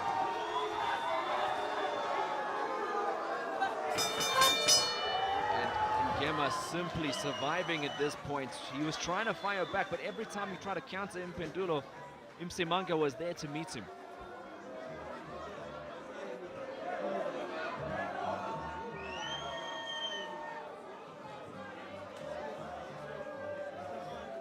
What a great round there from Mpendulo Msimanga, once more capturing the imagination of the crowd. He's putting on a show for us here tonight, and we'll have a look at the action replay from the previous round just to see how his movement was coming. And he was shifting side to side, cutting the corners effectively, making it so difficult. And Ngcamu was badly hurt at the stage where he jumps in looking for the tackle and then fell short there. And ever since that point onwards, Msimanga kept going to the body, time and time again. Seconds out, round number 8. Go back. Box! Don't use open glove, ne? And Msimanga wasting no time, going straight to Ngcamu in the corner there. Beautiful, tripling the punches. Man, I just got to say, how fit is Mpendulo Msimanga to be keeping this work rate up and not even looking like he's breaking a sweat? Very fit. You can see on the opposite side, the opponent is fighting. You can see he's breathing heavily. But Mpendulo looks very calm, very composed. You know, he's fighting on his own terms. Still looking fresh.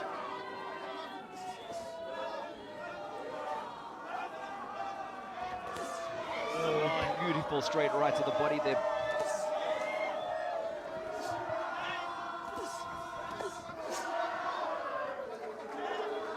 Mpendulo doing well with the angles, catching Iviwe Mgema with those angles in the body. Iviwe is just on survival mode now. Those punches are so lethal going to the body there from Mpendulo Msimanga. I said it before and I'll say it again. I commend the heart of Iviwe Mgema to be still standing.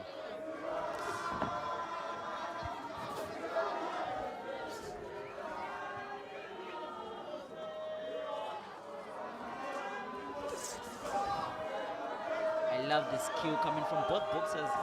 If they were too sharp and Mpendulo too slick with the punches, but the man having the better of the moment, definitely Mpendulo Msimanga, the answer.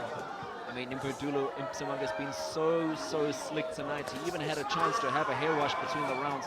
All the blood is out. He's doing everything in his own terms. He's getting a saloon treatment.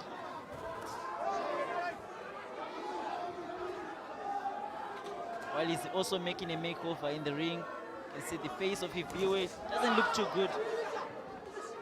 Yeah, he's breaking down the walls of Ngema slowly but surely. And Ngema's trying to fire back as hard as he can. You know, Ngema with the heart once more. Something wrong with the right eye of Ngema. I don't know if you've seen that, Bevan. Looks like it's damaged. The eye looks damaged, Hayden. And the thing is, he's still fighting, you know, because you can't tell the coaches to save him or the referee. He's still fighting back. Like what you've said before, that the heart that is shown is truly a warrior of the sport. He is a warrior, and you know what? You gotta keep going. His corner knows him as a person. Hopefully they have his best interests at heart, but he is getting a thorough beating here today.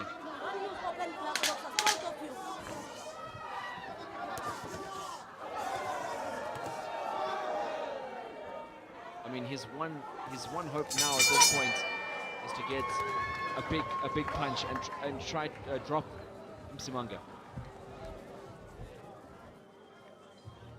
And at this point, it seems impossible because Mpendulo doesn't seem to have any trouble at all, any problems. It's only round 9. It's now round 9. With a few more rounds to go, and it's not looking good. Well, this one's a 12-round fight for the WBA.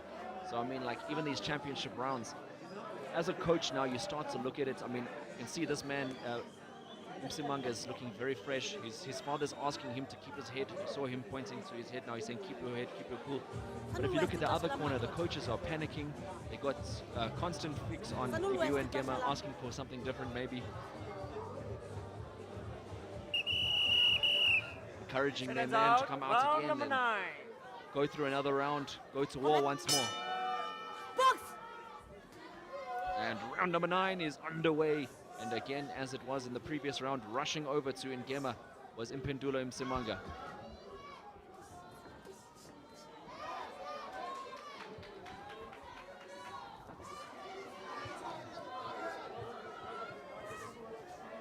Mpendulo pressing the action.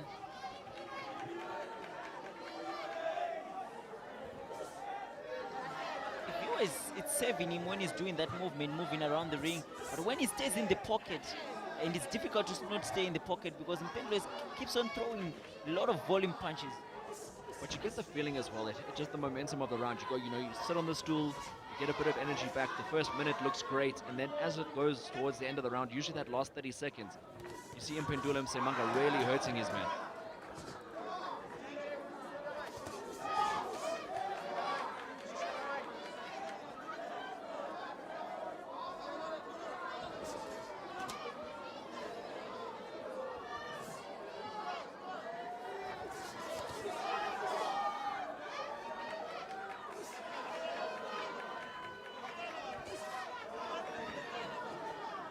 punches there from Msimanga, just catching Ngema on the way in. And Ngema's got to, I guess he's got to try keep that up on the outside, but he's not ahead on points though at the same time. So, I mean, he's got to look at this fight and see what he wants to do. Does he want to see the distance? Does he want to risk it and throw the kitchen sink at it? You know, he's got a couple of options that he can employ. Throwing the sink is the best way heading, because he really needs that one big punch, at least to head Mpendulo or a knockdown. I mean, how do you approach it, Bevan? Let's say you're behind on the cards now. Are you going to keep doing the same thing? I prefer to be knocked out. I'll rather go for it, because there's no chance, you know, you don't want to win to say I lost because I lost on points. But while you still have a chance, you have to go for it, you know, you have to go for broke. He's still backpedaling, which is obviously in his mind. Maybe he feels like it's a close one. I'm not sure, but at the same time, his corner need to be honest with him and start having that conversation. You know, sometimes it has something to do with ego. You know, as a fighter, you also think that maybe I might have my moment, or I can be stopped. I don't want to be stopped. You never know. Every boxer approaches it super differently. Of course, being stopped isn't the best thing on his record. He has been stopped twice before, as Iviwe Mgema. So, I mean, at this stage of your career, it's not about the look and feel. It's about your boxing career. Yes, you have to consider that. You know, you want to retire with all your faculties intact. Oh, beautiful exchange from the two.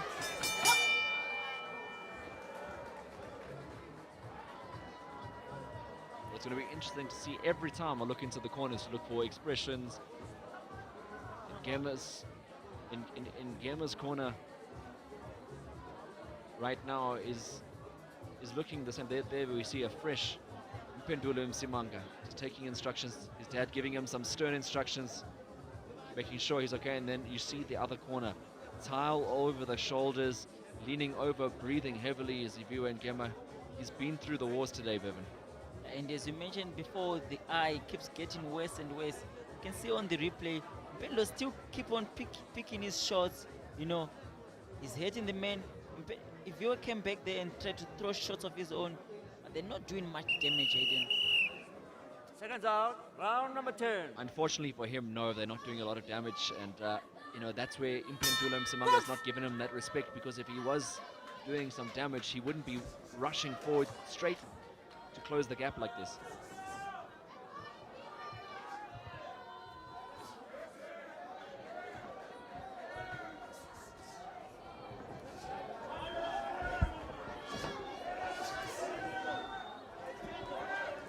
Mgema can turn it around here in round 10 to be one of the greatest comebacks that I've seen. You know, I've seen fighters on the losing end, and the comeback is something special.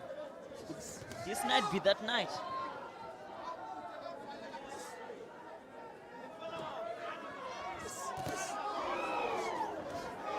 Well, if we do an assessment of Mpendulo Msimanga's fight so far, Bevan, I mean, sure, he's been the dominant of the fighters, but he's taken his fair share of shots as well. Yeah, he is, Hayden. He's getting caught some of the times. Iviwe is still fighting. Oh, he gets caught on the back foot, and he has some bit of a showman there.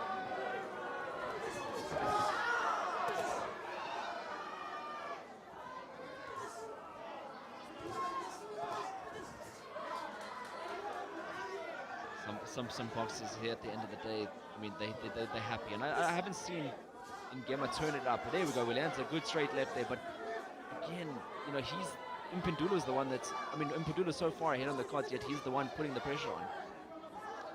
Mpendulo is fighting like he's the one who is behind it, and as you said, you know, he does well when he mixes his punches, but he's not consistent enough. He does that for a few seconds, then he stops. This has been a better round for him. Mpendulo heard that, and he gave back the favor. He didn't like that comment. You're holding. Well, it was right. He was right in the corner where the commentary was, Bevan. So he obviously offended him. I'm sure he heard him. I think I've made it worse for the opponent. Iviwe Mgema. Oh, I got caught in the body. As if it was not bad enough already, you've made it worse now, Bevan. How do you feel? I feel very bad, but I'm not to blame. This guy has been taking punishment from the first round, but it is what it is. The man is fighting back. Mpendulo looking very sharp. Oh, down body shots. Oscar Valdez, where are you?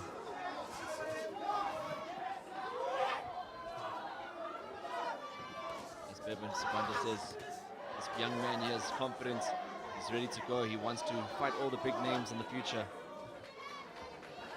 Most of the big names, Aiden, most of them. Who's he not called out? I'm not sure he's called out all of them, because I'm sure there's a name that is missing and starts with a B.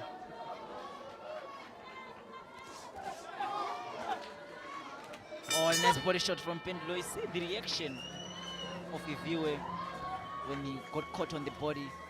Just dropped his hand a little bit. I'm sure he felt it. With only 2 rounds to go. Yeah, and you just look again. It looks like more of the same.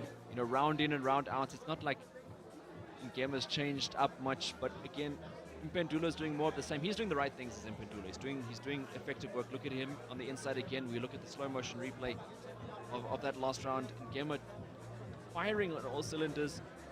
But it's like even when he fires, and yes, he's landing a good occasional shot, but it's not doing enough to upset the rhythm of Mpendulo Msimanga.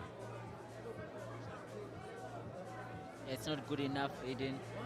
To break the rhythm of Mpendulo, it's very difficult. Because you can see Ngema is trying so hard. He's coming with big shots, mixing combinations. But the man keeps his rhythm. He keeps fighting his fight. Nothing is changing much.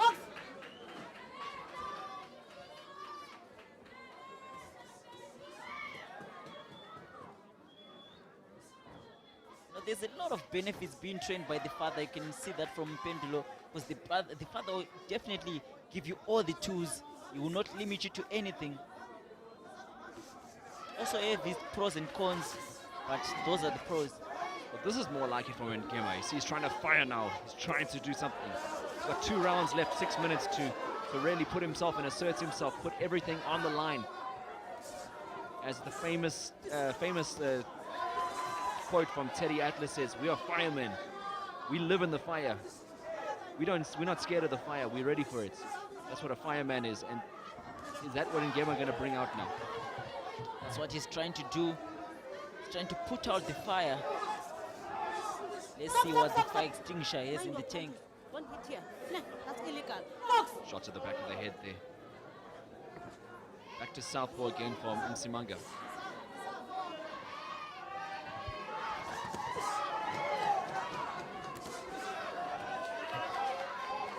You are coming back, but it's getting countered every time he throws a punch.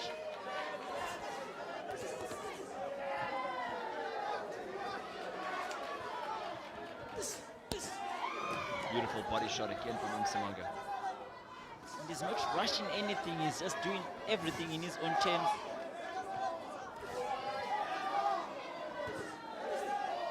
Ngema's right eye is looking so bad right now.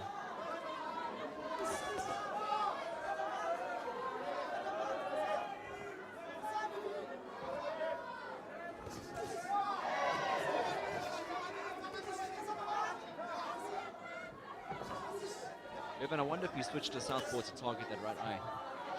You know, with the left hook that he can employ, he could really put some more damage on it. Yeah, he's putting more damage now since he's on southpaw. You know, now the southpaw is working because the pace has gone down from Iviwe. Now you can see Mpendulo is landing everything at will in the southpaw stance. He was caught with big punches in Mpendulo Msimanga. He relaxed a bit there, and Iviwe came back. You know what? Mpendulo's got to be very careful when he does that, dropping his hands down like that. He's done so much hard work in this fight just to throw it away by doing something like that. If Iviwe and Ngema had put him flush there, he would have been gone. Oh, Iviwe coming back with some big shots. Might this be Iviwe and Ngema's round? I'm not sure, Hayden. He might have got the moments, but the whole round. It's questionable, yeah. It's questionable, very questionable. No, but if you're going to give any, if you're going to give it any of that, would be the closest one. That will be the best combination that has landed in the whole fight. But man, we in the round 12 now. Credit to that man, Iviwe Mgema, for putting such a great effort. It's not over yet. There's 3 minutes to go, and we never know what happens in 3 minutes. I've seen it so much in boxing historically, where someone wins every single round of a fight and gets knocked out in the last round, just by being lackadaisical. Not saying it's going to happen, but I'm saying it has happened in the past. Yeah, for instance, Mildred Taylor, when he was fighting Julio Cesar Chavez Sr., he got knocked out in the last seconds, and he was winning the fight. You know, I don't know if that's the night, because you can see Iviwe Mgema, it doesn't look very well, while Mpendulo is still looking fresh.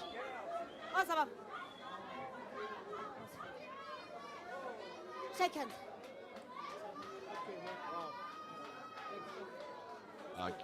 And that's boxing for you. You know, right at the end, give each other a hug. Respect. It's war at the end of the day. And straight back into it after the hug. To be blasting each other again. That's boxing for you, ladies and gentlemen. I love Mpendulo's mentality. He's not behind, but he keeps fighting. He's pushing the pace. Oh, nice exchange from the two. Don't pause, Oh, nice left hand from Mpendulo. Big shot there. Close it.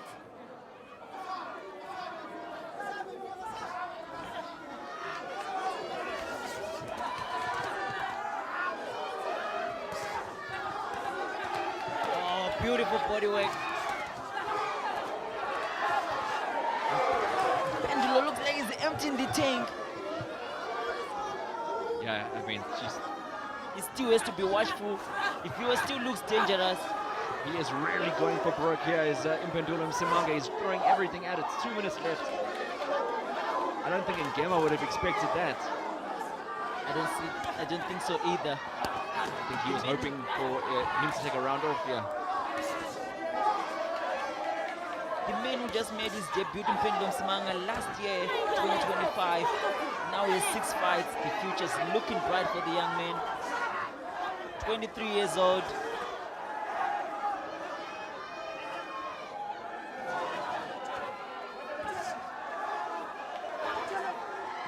Still 1 minute and 20 seconds left in the final round of this bout. It's been a masterclass here from Mpendulo Msimanga.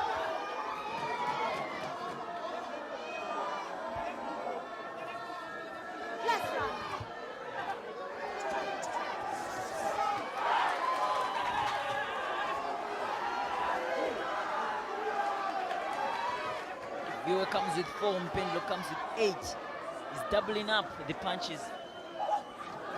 40 seconds left. Surely Ngema's going to throw everything now at this. Even with those punches, you're punching with the puncher just in order to get the result. Open club. Or maybe not. Maybe just content now at this stage. Happy to see out the onslaught.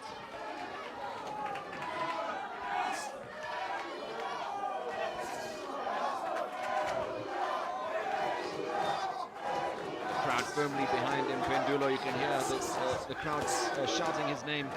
They know he's done enough, or more than enough, to take today's W. 10 seconds left. This is where you see boxers going all for it. You can see Mpendulo, he wants to finish strong.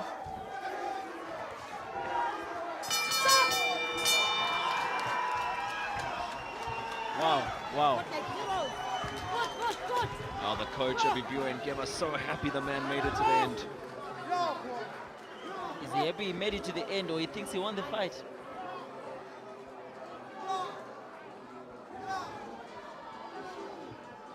I'm not a fan of going on the shoulders when you get a catch a one-sided beating like that. I'm not. That's not the way to it.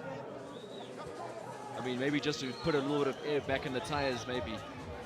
Give him a joyride there, but apart from that, I don't think he should be doing that. If it is for the sake that he finished the fight, of course, he deserves credit for that, but to be picked up on the shoulders, that's another thing. But what a fight, man. I think we still, the fight of the night could be Ardy and Solisa. because this one was a bit one-sided. I totally agree with you. I think it's exactly that. It's just because it was a little bit one-sided. You can't really give it fight of the night. You can maybe give a performance of the night to Mpendulo. Yeah. Well, let's see what happened in that last round. And we see more of what was a great fight in terms of punches landed. We saw not much missing tonight. We saw a lot landed on the body, especially of Iviwe Mgema. I'm surprised how many body shots he was able to take tonight, Bevan. Indeed, he took a lot of body shots from the first round to the last round. Mpendulo kept on digging downstairs, mixing it up and down. It shows how strong and conditioned that Iviwe was. Very prepared for this fight. You can see by the way he was taking the punches, took them very well.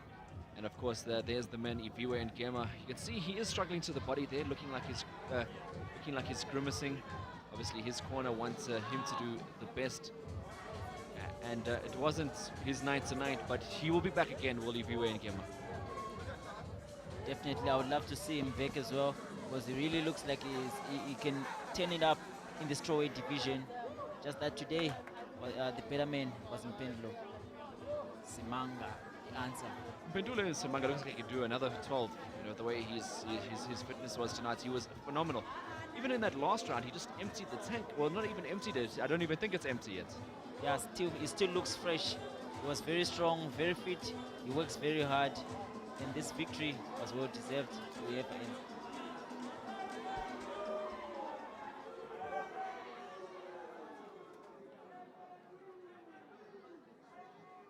Ladies and gentlemen, a few moments ago, we were informed of the tragic passing of a South African boxer. He was a former WBO and IBF world champion. So we ask that you please rise as we pay our respects and ring the final bell for Zolani, last born Tete.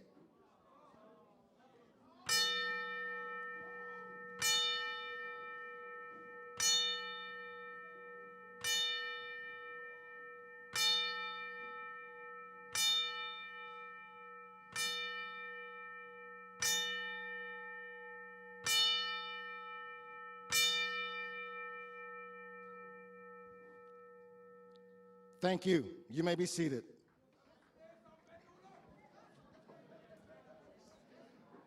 Ladies and gentlemen, we have just witnessed 12 rounds of championship action, and it was action-packed. And because of that, courtesy of Warrior Ascent Promotions, each of these two fighters will receive a 5,000 Rand bonus.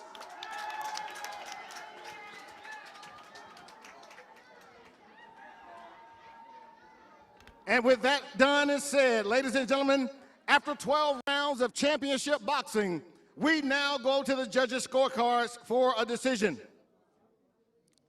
Judge Mani scores about 116-111. Judge Nyangiwe scores about 115-112. And Judge Swinney scores about 117-110, declaring the winner by unanimous decision and the new WBA Africa Mini Flyweight Champion, Mpendulo Msimanga.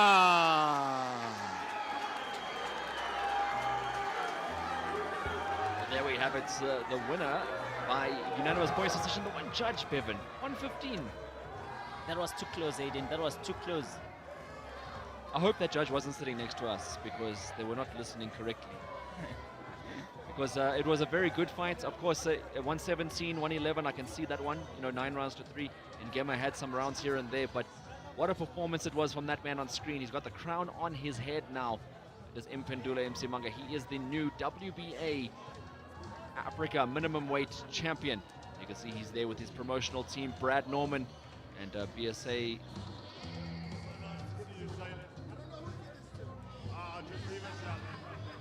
What a night of fighting it's been, and we move over to the next big tournament coming up.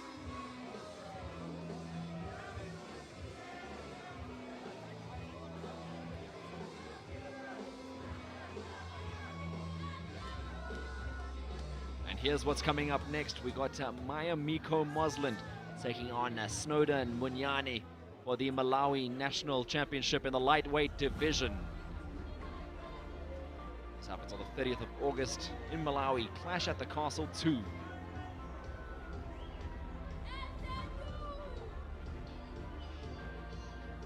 I'm excited, I'm ready, I've been training hard. Every camp, I feel like I've made that best skill, improved in my IQ, improved in my technique. They think it's just a joke, you know, they think the highlights and all of it, it's fake. They think the knockouts is fake. Wait till they meet me in the ring, then no, this is the real deal. New king of boxing, Miko Mosland, all the way from Malawi to the world. So, there we had the words of Miko. Tyson Mosland will be fighting Snowden Maximus Munyani. That'll be for the Malawi Lightweight Championship on the 30th of August. Clash at the Castle 2. We can't wait to see what Miko Mosland can do over there in Malawi, as he's fought his entire fight career here in South Africa. And now it's time for him to go back to Malawi. But what a night of boxing we had, ladies and gentlemen.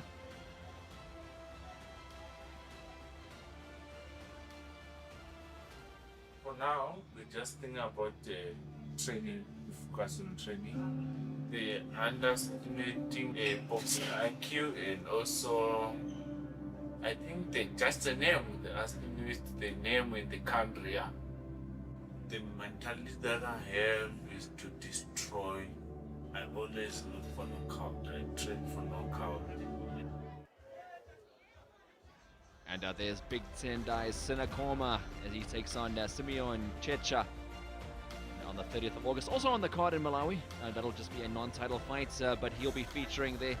That's also a clash at the Castle 2.